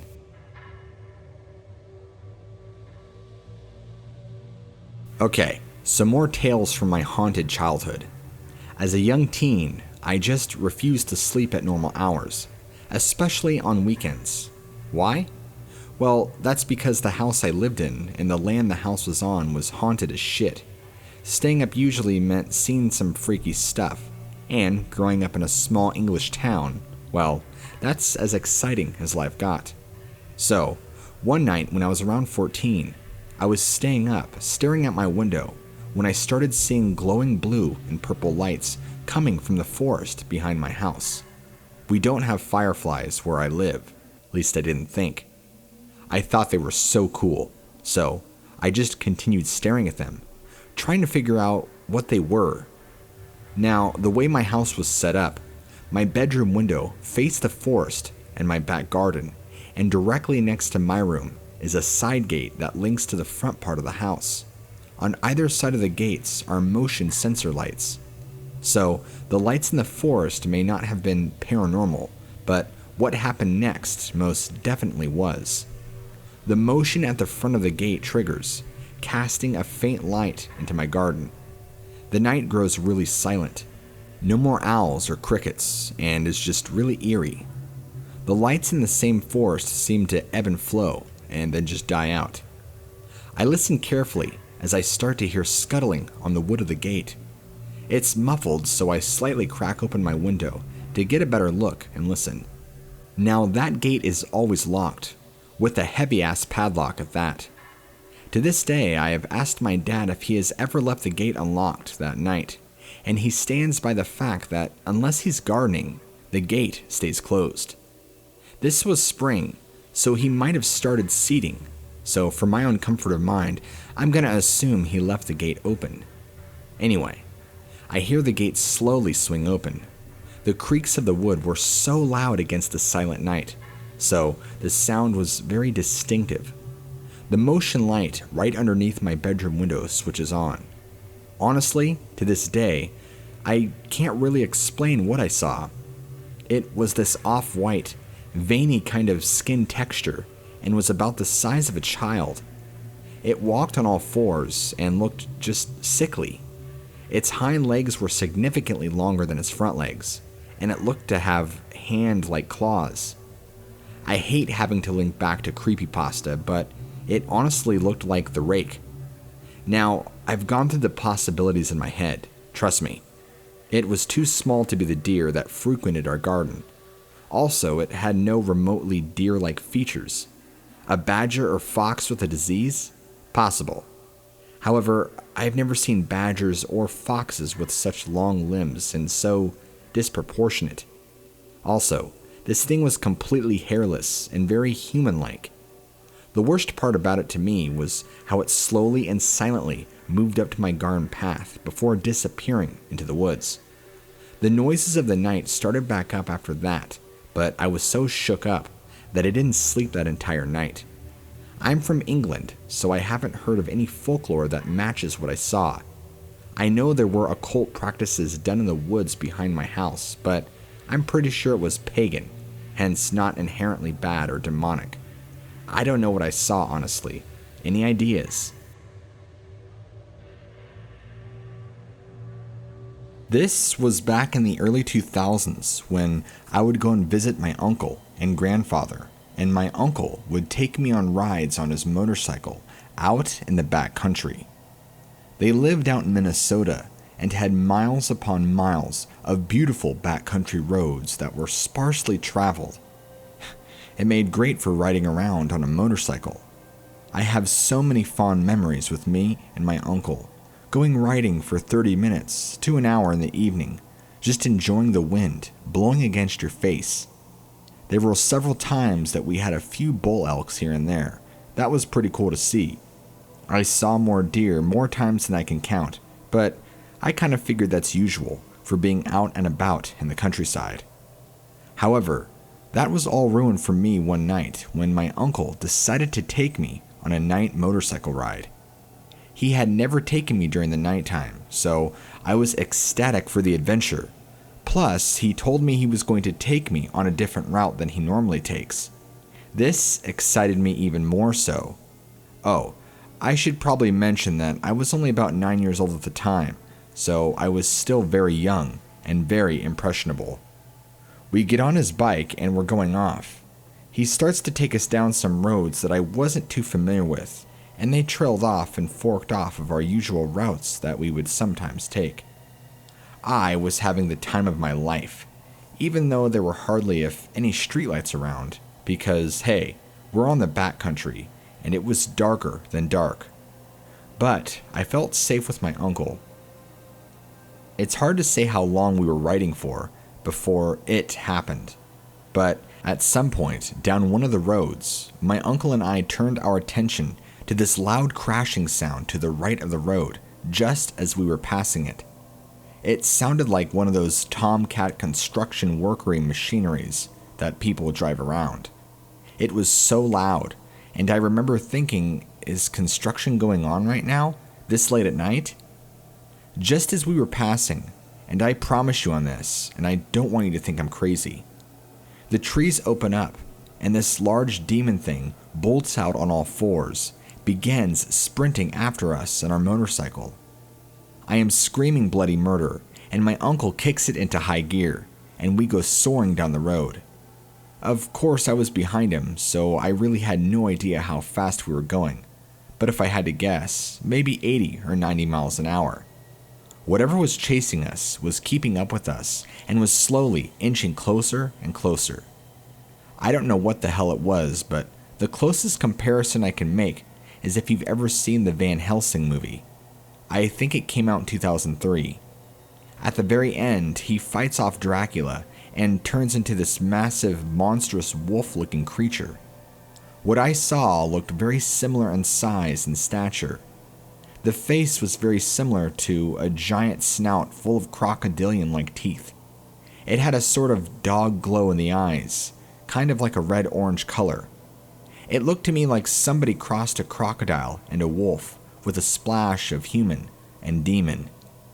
This thing was hulking in size and dwarfed not only me, but my uncle and the bike. If I had to guess, I would say it was around 7 feet tall on all fours, with the head as big as my uncle, or so it seemed. It chased us for a minute, and then got extremely close to the bike, like it was going to reach out and grab us, but then it just jumped right off into the woods and vanished, just like that. I was still screaming and hysterical until we got back to his house. What happened that night was one of the most traumatic things to have happened in my life. I had to undergo therapy for a while, and it really messed me up seeing something like that. I think my uncle even gave up on his motorcycle license for a while, but I didn't really talk to him about it or knew how he felt.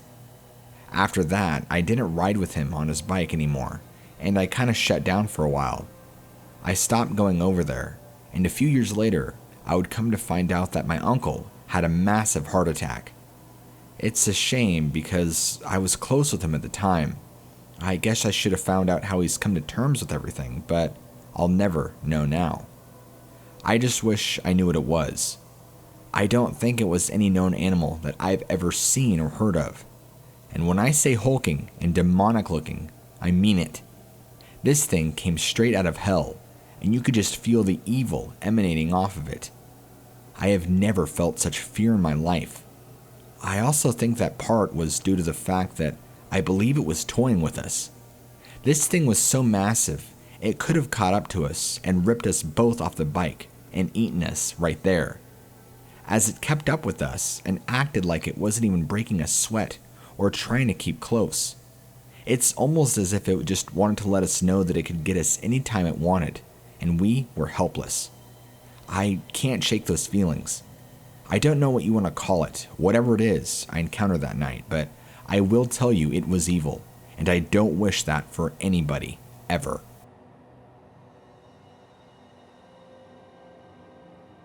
So, I've been a big follower of your channel for some time now, and have never had any cryptid encounters myself, or anything strange. As you know, everything has been shut down with the quarantine lately. That is, until just a few days ago when they opened up hunting. Well, everything else is still pretty shut down, but that's my one solace, and just in time for turkey season. Where I live, there's actually a few groups of turkeys traversing around the area. In fact, this area is so popular for turkey hunting that it's not uncommon that every year I have people that pull up to my property asking me if they can hunt. With the season opening back up, I've been really wanting to get me a big tom for some time now, and was worried that the season would never open back up. The only issue that I have is that I haven't seen the groups of turkeys that I saw last year. What's even more disturbing is the other day when I was walking around, I found several dead turkeys that weren't whole, if you know what I mean. I'm talking turkeys being ripped into pieces. Not all of them, and surprisingly, some of the girls or female turkeys that I have found with their heads completely torn off. Yesterday, about half a mile away from my house, I found a big tom that would have been perfect, but his insides had been ripped out entirely, and his neck was broken in half. It was a mess, but there was no blood. That's the weird thing. And I noticed also very large canine tracks. I know for a fact we don't have wolves, only coyotes at most. Well, mountain lions, of course. The neighbors around here don't have any dogs that I'm aware of, and I've been here for years now, so I believed I would have seen them. Plus, I live on private property, and I've never seen a dog here before. I could take a picture of the tracks because they are rather large, and I'm not saying it's a Dogman, but it's really similar how everything I hear from your channel matches up with everything that I'm experiencing and seeing in person. Mutilated cadavers and large canine prints. It's just a red flag for me. I have not heard a single gobble gobble, or any sort of sign that there are live turkeys around my area, which, again, deeply disturbs me. Every May is usually full of turkeys, and there are plenty to go around, but not this year. Something has been killing them off, and there are no natural predators that I know of that would just mutilate a turkey with good meat on it and leave it. Think about it. A mountain lion wouldn't just leave a cadaver like that. And a pack of coyotes, well, the cadaver would disappear. Even wolves. No predator that I know of is this messy and kills for the sake of killing. Again, I'm not saying this is definitively a Dogman, but I just find it really creepy now that there's such a striking similarity between what I hear and what I'm actually seeing with my own eyes. I should reiterate that the canine tracks are enormous. I haven't measured exactly, but my whole hand can fit inside the print. There didn't look like there had been much of a struggle on the turkey's end, and like I said, no blood either, which is so strange. I have not heard anything at night or during the day that would lead me to believe that I have a Dogman problem. I have not heard any silence in the woods, nor have I felt anything weird, nor have I seen any weird shadows darting around the woods. I'll just have to keep my eyes and ears open and attentive to my area and let you know. Maybe other people have caught on by this point of the year, and so I've already had at least 3 to 4 people pull up and ask me if it's okay. This year so far, I've had 0. The quarantine might have something to do with all this, but I'm not 100% sure. I'll just have to keep you updated.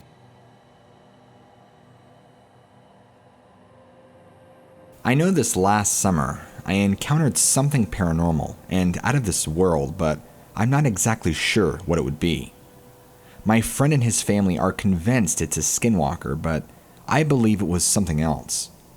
I do know a little bit about skinwalkers and dogmen, and Bigfoot too, and I don't believe what I encountered was everything that matches up to what a skinwalker is. My friend's family thoroughly believes that this was the spirit or being that represents a skinwalker, and well, I believe it was a dogman, or potentially a dogman's spirit. Last July, I went and visited a close friend of mine who is native and lives on the Navajo reservation. We've been friends for years and met during a work retreat long ago. I thought I would make a vacation out of it by going to visit him. I stayed with him at his trailer for about a week or so, and then I went with him to go visit his family. His family is very enriched in Navajo culture and lore, and his mother especially can be very superstitious at times, but as of this event, I don't blame her for anything she believes or doesn't believe, or so I thought. My Navajo friend never really talked about skinwalkers or cryptids or anything that goes bump in the night. I guess I can't blame them, since it is a part of their culture not to talk about those things in fear of drawing them to you. I truly don't know how my friend felt about all that stuff because, well, he never really talked about it. When I met his family, which this was the first time, and they were very nice and lovingly invited me into their home to stay. His mom pulled me aside and warned me of her brother that had turned to the darker side of things and would sometimes appear around here at night just to start trouble. I didn't really understand what she meant by that, and at the time I thought she was just referring to him being a lowlife and a drunk and wanting to cause drama, so I left it at that. It's not like I haven't encountered my fair share of bums before. I never really asked my friend about his family or anything like that, so to my knowledge, my friend's uncle was nil. We stayed there for a few nights, and everything was as normal as you can get. On one of the nights, all of us were outside having a bonfire, talking, laughing, and eating good food, just like we had the nights before, when after a short time, my friend and his family began to get really quiet, and the laughing, good times and all, turns into a serious, stoic expressions. It was in that moment that I remember I could feel a shift in the mood and tonality around us. I don't know how else to describe it to you, but that's the best way I can. My friend and his family spoke together in Navajo in hushed tones, and I didn't understand a drop of that language, so I left trying to interpret the tone and demeanor as to what was being spoken about. After everybody got quiet, my friend started talking to his family, and they're very concerned. It was almost as if they were trying to conceal their voices from maybe not only me, but something else. At the time, I thought they were just trying to conceal their voice from me, but who knows. My friend turns around and walks up to me and says we need to go back inside the trailer right now. Confused, I thought we were having a good time, but he just keeps walking to the trailer and quickly keeps motioning for me to follow him, so I kind of just shrugged my shoulders, going along with whatever was happening. His dad was trying to put the fire out quickly, and Mom was rushing both me and my friend into the house. We got to the house, and the mother kept looking out the window, waiting for the father to run back up into the house. The father goes in and grabs the gun, and all the doors and windows become locked thoroughly. Now I'm starting to freak out just a little bit, because I wanted to know what's going on. Normally, you wouldn't have fires out here at nighttime, for fear that it may draw in terrible, terrible spirits. But I guess in this case, looking back, they had their whole property and family and house blessed, so they had weekly bonfires. Well, more like nightly, since they didn't have to worry about those kinds of things. Or so I thought. My friend comes up to me and whispers in my ear that his uncle is outside, and it's going to cause problems. I looked at him strangely and asked if he was drunk and that we needed to call the police. That's when I heard its super loud bang on the trailer. The mom and father both shrieked, and the dad put his back up against the front door with a gun ready in his hands. At this point, I'm starting to freak the hell out, because I don't know what the hell is going on, but whatever it is feels ominous as hell. You could start to hear these heavy footsteps walking around the trailer outside, and heavy breathing. It didn't sound human. It had a There was so much gruff to the voice. Whatever it was, whoever it was pacing the trailer slowly, as if looking for a weak spot to try and break in. That's what it felt like to me, and I was becoming scared, terrified more likely. My friend and his family kept motioning me to be quiet and to listen, and this went on for probably a good 45 minutes, if I had to guess, but it is hard to say, because time feels like it's an eternity when you're in the moment. After a while, things got quiet for another little bit of time. Dad looked at us all and said we needed to leave the house now to be safe. With gun in hand, he motions for all of us to run outside and jump in their old van and flee. Me, still not knowing exactly what is going on, I'm kind of left with no choice but to tag along and to go with the flow, so scaredy cat me runs out with them and hops in the van. As his dad is basically throwing us in the back of the van, I heard the most horrifying screech or roar that I've ever heard from behind the trailer, just off a little ways in the darkness. It sounded like a mix of a bear, crossed with a wolf, crossed with a dying woman being murdered. It sounded like it came from the pits of hell. I think that was the point in the night where I really felt true fear go down my spine. I felt like I was in danger. My friend and his mother were pale, and the mother was starting to cry, praying in Navajo. His dad is swearing in Navajo, and he's trying to get the van to start. I think it was an old beater van that had problems with the ignition, and it had issues starting up sometimes, if I remember correctly. I think I do remember at one point, though, my friend mentioned that they needed to have the whole engine replaced, but didn't have the money. Anyway, he gets the van going, and we're flying out of there onto the main highway. Now at this point, remember, it's nighttime. There ain't no lights around, except the stars outside. He's doing probably close to 70, maybe 80 miles an hour, and he's flooring it, trying to get away from where we just were. And we're all quiet in the back. Nobody's saying a word. When my friend looks up and looks out the window of the back of the van, he starts screaming and pointing and shouting something in Navajo. I look, and catching up with the van is the largest wolf I've ever seen in my life. I guess I could call it that because it resembled a wolf, but it looked so much more evil.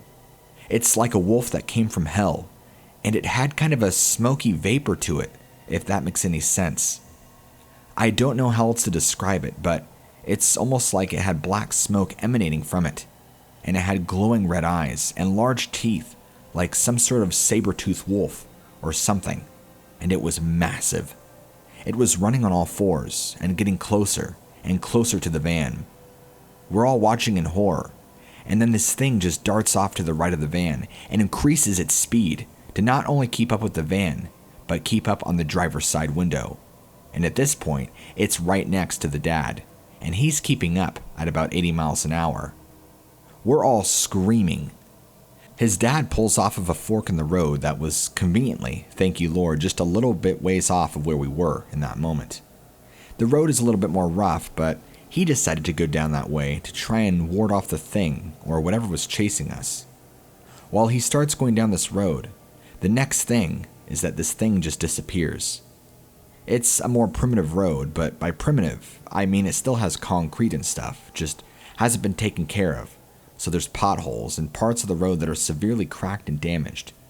We go down this road for I don't even know how long, maybe an hour, but that might be a bit of a stretch. At one point, he just pulled over and parks the van in the middle of nowhere in the pitch black of night. He sits there and just starts sobbing against the wheel. A grown native man sobbing. My friend and his mother didn't say a word, and I'm not even sure what was going on. I'm trying to process what just happened, and there was some freakish demon wolf thing chasing the van the size of a car. I kind of blacked out, to be honest. I felt like it was so traumatic, my brain just had to escape and register that I really wasn't in reality anymore. My memory is kind of fuzzy, but I can tell you that we did end up sleeping in that van. It wasn't comfortable, I can tell you that, but I think we were just all so exhausted from sheer fear. I have no idea why it stopped following us and why his dad just pulled over to the side of the road, leaving us all vulnerable. But whatever it was, we didn't see it after we pulled off. I remember opening my eyes and it being daylight, or at least just starting to see the sunlight come out, with his dad outside of the van looking around. My friend and his mom were still asleep, and the dad just hops back in the van, turns the van on, and begins to turn back around to where their home was. I was exhausted and still terrified, but I didn't have the energy to ask what had just happened. Somewhere along the way home, my friend and his mother had woken up from their slumber, and we all just kind of sat there in silence, in trauma from the night before. At one point or another, we pulled back into their house and were all getting out of their van when the dad and mom walk up to the house and start talking nervously again in Navajo and praying, dropping to their knees. There were deep scratches all over the house and door. It looked like several Kodiak bears tried to maul their trailer. It was bad. My friend is trying to calmly talk to his parents as best as he can, and they're both so worked up they can't even think straight. My friend comes to me and pulls me aside and tells me we should leave, that it's not safe to be here anymore. I wasn't going to argue or try to ask questions. I just went along with everything, and gladly so. In the last 12 hours, I felt my life had flipped upside down entirely. We left, and the rest of the visit wasn't the same at all. My friend had completely shut down and didn't really speak much. Fast forward a little bit, and I was able to finally talk to him and what had happened that night. This is where things get a little creepy, and I really started connecting the dots. Turns out my friend's uncle at a young age murdered his little brother, or in this case, my friend's mother's youngest brother, whom at the time was a small child. This in turn caused him to be banished, and he took and turned to dark magic, becoming a skinwalker. They had a name for it that they called it, but I can't remember it. Basically, a skinwalker. Her brother became animalistic in nature, living in the wild and turning to evil. He had tried to come back, time to time, to torment his sister and my friend's family, taking the shape of hideous beings and animals. This is why they believed him to truly be a skinwalker. However, it gets more terrifying than this. That night in July, when we experienced what we did, it was later found out that her brother, whom had turned to evil practices, committed suicide in a satanic ritual of sorts that same evening. This led to further speculation that this was the actual evil spirit whom dwelled in his mom's brother, had come to enact revenge on the family for banishing years before. That's what he and their family believes now. Why it stopped following us in the van after some time is also another interesting story. I guess it just so happens that not too much further down the road, where his dad had pulled off, lived a medicine man in the community whom had much of the area blessed and had warded off dark spirits before in the past.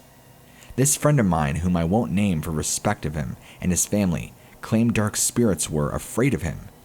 All the pieces started to connect more and more as time went on.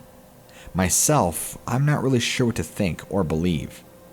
I know their entire culture is very enriched in that sort of thing, and warding off bad spirits, but this was on a whole other level. I didn't think spirits or demons, call them whatever you will, could take physical form like what I saw, and chase down a van at 80 miles an hour. I do watch creepypasta stuff, and things on Dogman, Bigfoot, etc., so to see this in real life was more than terrifying. It was as if I was in a horror movie.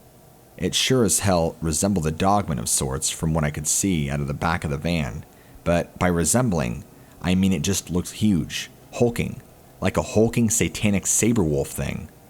I don't have an answer for you, but it caused me to shut down for weeks until I could finally talk about it with my friend and get some closure on what exactly happened and why. Maybe it was the spirit that dwelled in his uncle that came and attacked us. I have no idea. My friend and his family had prayed heavily for me in Navajo since I was there with them, as this happened so as to not attract any more of these things. They firmly believe that once you have a sighting with one of these, you become marked for more encounters. His parents had had their house blessed multiple times before this happened, in fear that her brother would return and seek revenge on her, as he had tried before. My friend had told me that this was the reason why this spirit or being wasn't able to enter their house, because it had been blessed by that medicine man. I know that skinwalkers and dark spirits are very much a part of Navajo and are very real. I couldn't imagine what it would be like dealing with these things on a normal basis. This almost makes me question what the definitive line is that really separates cryptids from spiritual beings. Are dogmen spiritual beings at all? Or are they just demons masquerading in physical form? After sitting on all of this for quite some time now, I've come to the possible conclusion that maybe dogmen are just spirits taking physical form and going after people, which is kind of what they do anyway. I could keep going on, but I'll end this and say that no, I don't believe this was a skinwalker. I believe it was a dogman in some way, shape, or form, regardless if it was a spiritual or flesh and blood being. I think there is more to generality in cryptids being spiritual beings more than we would like to think of, with all the ties to opening up portals to other dimensions and seeming to always not be around when we're looking for them.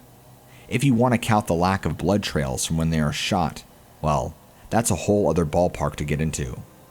Besides, whatever chases a van down for as long as it did possessed supernatural power in its own right, and I know that no flesh and blood being alone, or at least just an animal, could have done that. Up in Cave Creek, I was out cruising on some trails late at night in my 4x4 4Runner, kind of exploring the desert off of the Carefree Highway, when I spotted some deer with my light bar, so I followed them, which is the short version. I followed them into a canyon and lost sight of them, and as I was getting ready to leave, 3 of the deer bolted past me, coming towards me, and in the opposite direction they were heading. And, like a dumbass, I didn't think anything of it, and turned around and followed them, trying to get a picture. As I was trying to catch up to them, I glanced to my right. I have spotlights facing off both sides to light up the left and right of my truck. About 20 feet off the trail, there was a large figure, I'd say about 8 feet tall, sprinting next to me. It looked skinny and naked. Whatever it was looked to be out of human descent, and I didn't look too long because it freaked me out, and I slammed on the gas to get out of there. Debating on posting the longer version, and I could also link the location of the canyon if you'd like. My best guess, it was a skinwalker or something, but needless to say, I don't go there at night anymore.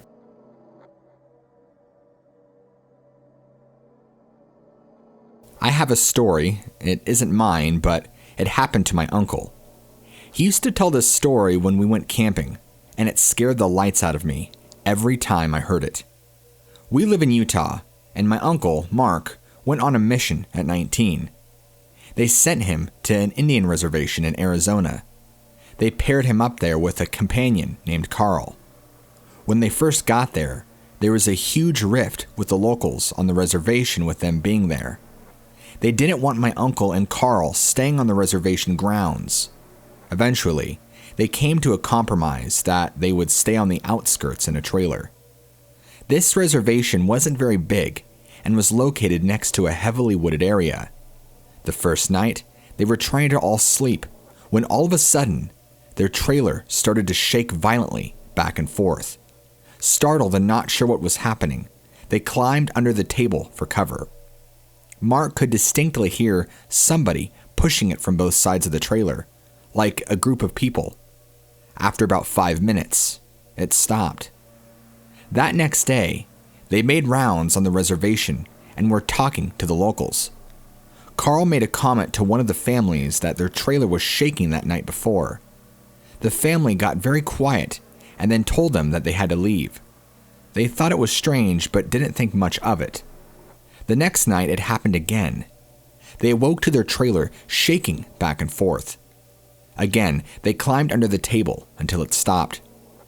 This went on for about 2 more nights. Anytime they tried to talk to anyone about it, they got quiet and told them to leave. Mark started thinking that, due to the tension of their arrival, the locals were doing this to scare them off the reservation. They then go into a convenience store, and they were talking together about how frustrated they were in the situation. The clerk overheard and said, "They can't talk about it. It's forbidden." Confused, they asked him, "Can't talk about what?" The guy continues to tell them about skinwalkers. He says they are evil demons that were once Native American witches. If they talk about it, the skinwalkers will come for their souls. They just walked out of there, baffled. They thought it was another scare tactic. So, that night, when the shaking started again, my uncle decided to be brave and confront them. He went to the trailer door, flew it open, and yelled, "Hey!" When he did that, he saw these 3 animals run off. 2 were a wolf, 1 was a bear, but they looked strange, almost with human features. As he watched them run towards the tree, all 3 of them stood up on 2 legs and walked slowly towards the trees, making a human cackling laugh. It scared him so bad that they called their mission president the next morning and asked to be moved. They were relocated that same day. For a year, nothing happened. One day, they announced that Carl was being relocated to another city, and Mark was getting a new companion, Jimmy. They had to drive for about an hour to pick Jimmy up from the airport. The road they traveled went through the boundaries of the reservation. They arrived at about 8 p.m. and met Jimmy, and they go to leave. The mission president tells Jimmy, We are driving through a dangerous area at night, so we can't make any stops. If you need to use the restroom, you need to go now, Jimmy says. I'm fine. The mission president gets serious enough to even freak out Mark. I'm not kidding. Go do your business. Jimmy was insistent he was fine, so they hit the road. As they were about 30 minutes into the drive, they were going through the area of the reservation boundaries. Jimmy starts complaining that he needed to pee badly. The mission president says, "We can't stop here. You're just going to have to hold it." Jimmy keeps going on. "I really can't hold it." So the mission president stops the car and says, "Okay, but you will do your business next to the door. And if I say get into the car, you better get into the car fast." With a look of confusion, Jimmy just says, "All right," opens the door, and starts to do his business. About 5 seconds later, the mission president says nothing and just yanks Jimmy into the car and floors it. Jimmy and Mark start freaking out. "What's going on?" The mission president says nothing and just increases his speed. All of a sudden, Mark sees something next to the car to his right. A giant wolf-looking man was running on 2 feet next to the car. Mark looked at the speedometer. They were going well over 60 miles an hour and still increasing.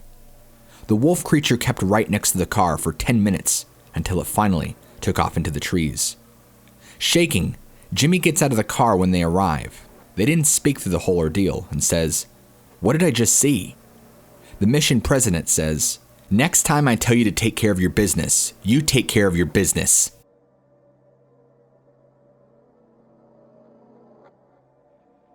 A few years ago, I used to have to do a long drive from northern Illinois down to western Kentucky about twice a month.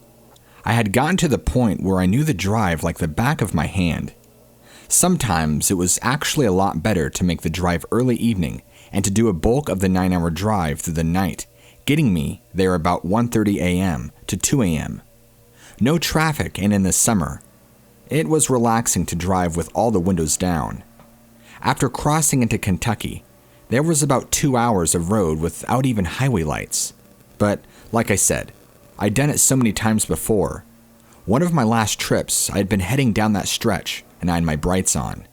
In the distance on my driver's side of the shoulder, I could see what I thought was a deer. Got a little closer, and I realized it was a wolf.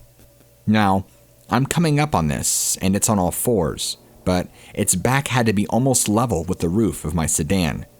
I thought, holy cow, that thing's huge. Now, I'm doing probably 80 miles an hour, and I swear we lock eyes. I could feel him looking directly at me. I'm getting closer and closer. Now I can actually see his teeth. I couldn't believe what I was seeing. It was an actual animal. Then, as I'm probably 50 feet from this thing, about to pass it on the driver's side shoulder, it stood up on 2 legs, still staring directly into my eyes. I passed, and the rest of the drive I tried to figure out what I had seen, or should I loop back? I never told anyone that story, because most people would just say, "Oh, it was late, your mind was messing with you." But still, to this day, I won't forget how long that stare down was. I can't help but think I didn't catch him by surprise. More like he wanted to see me and help him. If he really wanted to stop me, he could have.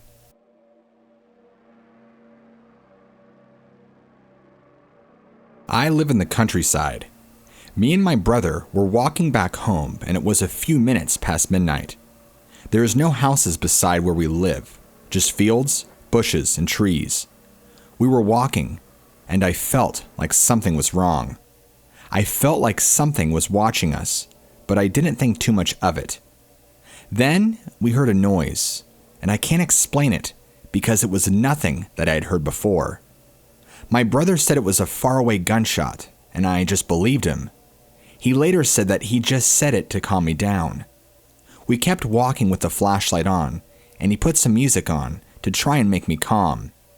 At one point, I look on my right, and I see this flashlight, like a person was holding it, but you could clearly see there was no one holding it. My brother turned off the flashlight, and we kept looking at it, The light turned into two, and it seemed like it was a car which turned toward us. The light went over us like somebody was pointing flashlights. We panicked, but didn't move. A few seconds later, the lights disappeared.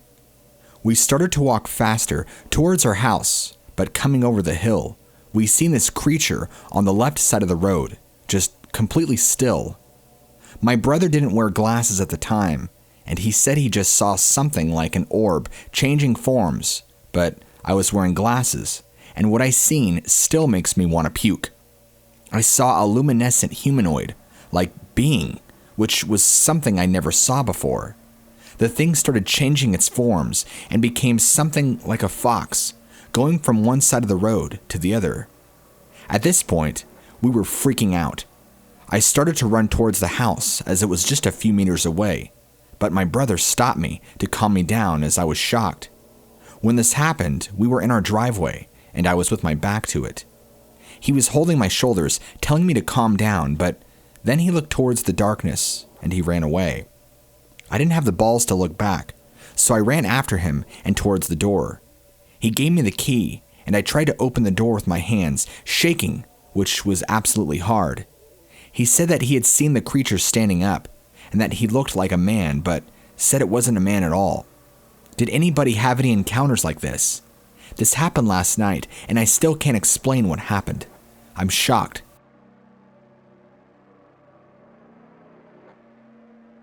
So, I live in Arizona. Over the weekend, I went camping with my fiancée and her sister and husband.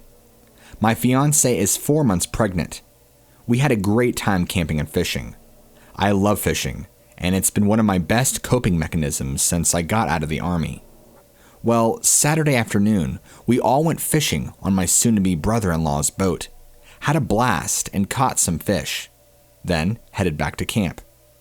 That night, I felt like going fishing again, because fishing at night is usually a good time, but no one else wanted to go, and my fiancée was actually already in the tent, getting ready for sleep. So I decided to go by myself and fish from the shore of the lake. This was around 10:30 p.m. Well, I was out there for a good 45 minutes with no odd interruptions and just enjoying the peace and quiet, when I hear a loud snap about 30 meters away. As a former infantryman, I've been taught to observe my surroundings and always be on my guard. This snap was odd. It wasn't like an ordinary twig snap, more like a large fallen branch. At first I'm thinking bear, as that would be the only logical explanation based on weight that could break something that large. So I'm looking in that general direction for a good 30 seconds after the snap and hear nothing. Then it happens. I hear footsteps, followed by the most foul and oddly unique smell hitting my nose. These steps are most certainly bipedal, and I just had the strongest intuition and gut feeling it wasn't anyone in my family, but something dangerous. Like worse than what I faced overseas. Dangerous, the feeling of fear I felt was unrivaled at the moment. So I say out loud, "Who's there?" But there's all of a sudden silence for a good minute. Then it happens. I see something breaking the tree line about 15 feet from the shore of the lake. It's on 4 legs, which freaked me out because the walking after the snap was definitely a 2-legged creature, and an extremely pale with odd fur patches covering its body. It looked like a malnourished wolf or coyote, but with a smaller head. Like the head was half developed. We locked eyes, and again, it's like a telekinetic wave of fear washes over me, but I stood my ground. This thing then does what made me 100% sure it wasn't a normal animal. It talks. First, the most creepy laughter, almost like a child's mixed with a demon's, which is the best way I can describe it. And then it says to me, while simply walking away now, "Danger. You are in danger, all of you." Followed by more laughter. I stood frozen, watching it as it walked parallel to the lake until it was out of sight. I was then hit with an overwhelming feeling of dread, and immediately thought to check on my fiancé and soon-to-be family members because the feeling inside me was so strong that they were now in extreme danger too. I got back to camp, and everybody was asleep. I didn't tell any of them what happened as to not alarm them, and I didn't expect them to believe me. If I did, because I wouldn't believe myself if I hadn't seen and heard it. The worst part is, we have now been home for a full 24 hours, but that feeling of me and my fiance being in danger keeps echoing in my mind. I was taught never to run or surrender, and to my face, my enemies head on. And this feeling I have is almost like a life or death thing. Kill it and be safe, or feel like me and my fiance are going to die for God knows how long. I have training and have dealt with enemies before. Should I go back alone and prepared? What should I do? My fight or flight response hasn't been shut off since we've gotten home, and most of me wants to go back, prepared, and face this thing, or try and find something, which I doubt would be an issue, based on this weird feeling I have inside of me. Honestly, everyone, what should I do? Because I can't get this creature's words or thoughts, whatever it is projected out onto me, out of my head, much less the words I actually heard.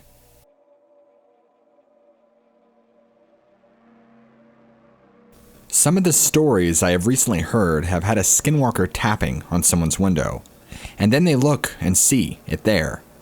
I was being paranoid and imagining, what if that happened to me? I don't know if anyone else has had this feeling, but I feel like I can sense presences around me. It's weird, but right now I'm on my bed with my window right next to me. If it was open, I could hop out in just 2 seconds. And it's like I project this detection thing outwards, and I don't feel anything. It definitely puts me at ease. Of course, that could just be my overactive imagination. But if I ever feel like I feel a presence, I'm going to sleep in my bathroom and hope for the best. That aside, over 2, maybe even 3 years, I think I was in my room, and it was late. My brother was there with me, and we were playing games together, or something. Maybe he was actually asleep. I don't remember for sure.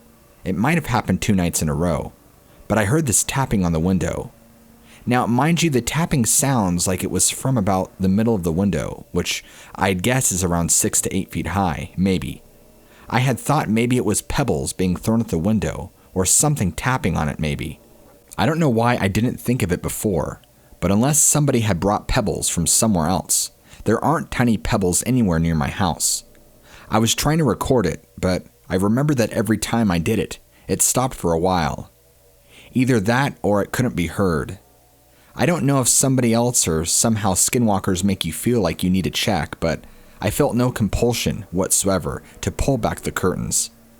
I think the most terrifying thing about doing that would be the fact that something would have to be close enough to your window for the light inside to reflect off of it, for it to even be visible, and it would be all you can see with blinding darkness behind it. I don't know what else it could be. There's a possibility it might have been one of my older brothers, but I don't think so. And I don't even remember for sure if he was there at the time. If so, he was in this shed room thing I have outside the house and not with me. What do you think? Do skinwalkers actually ever tap on windows at all? I made a post here yesterday, or maybe the day before, about a possible sound that was a skinwalker. I don't think that was one. I definitely feel like this has a higher possibility. Again, I live in the southern part of the U.S. Don't know if any skinwalker sightings or encounters from here are real.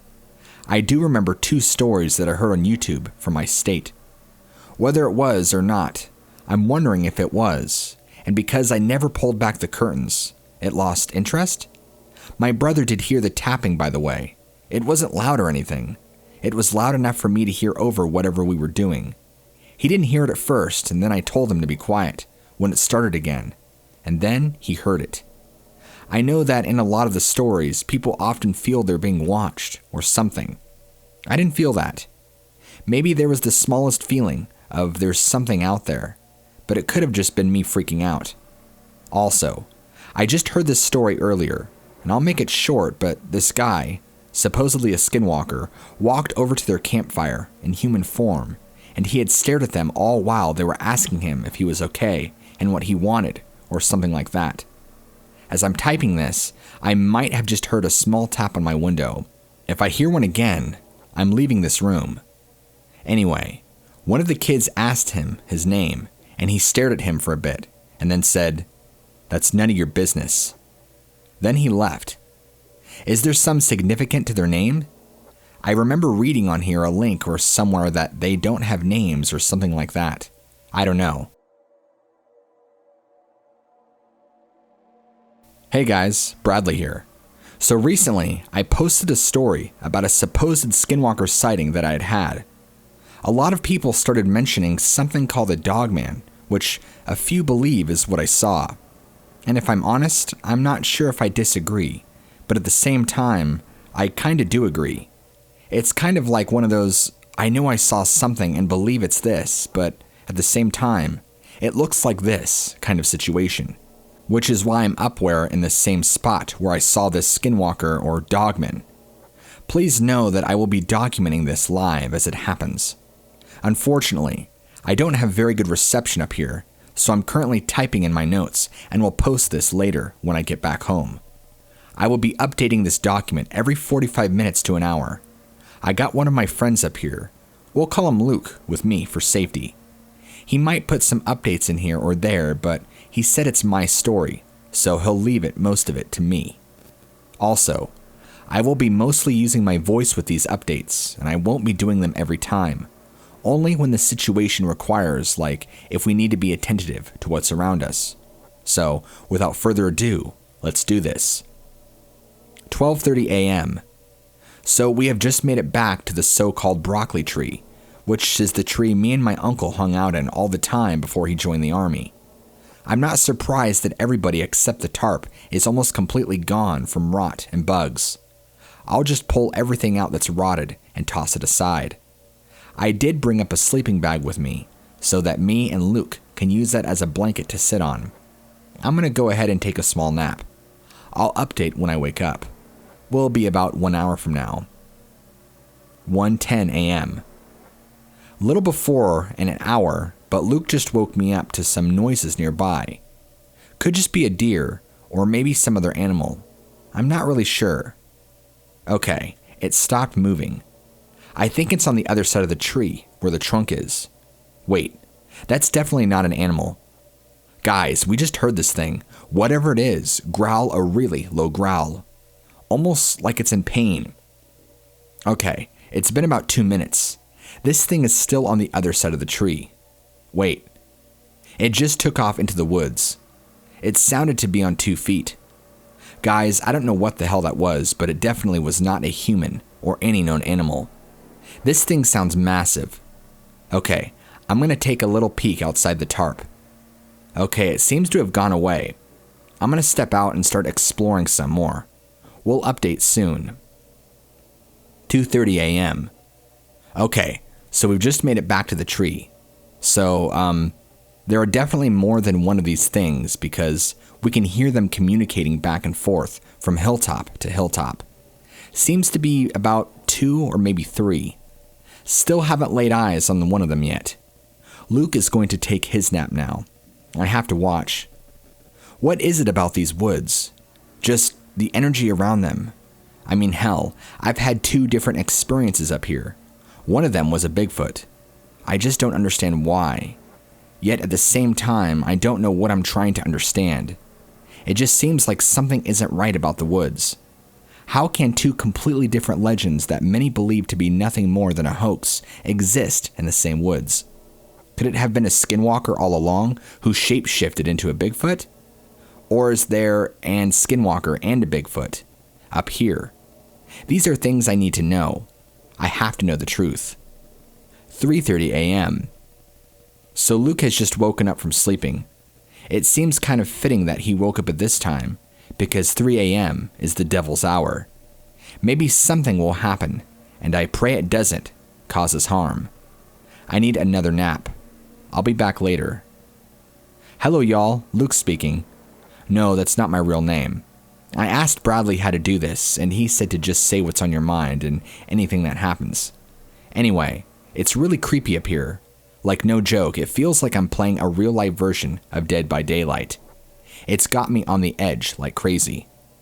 I would say I'm a little scared, but at the same time, I do have Bradley. I know he didn't mention having a gun with us.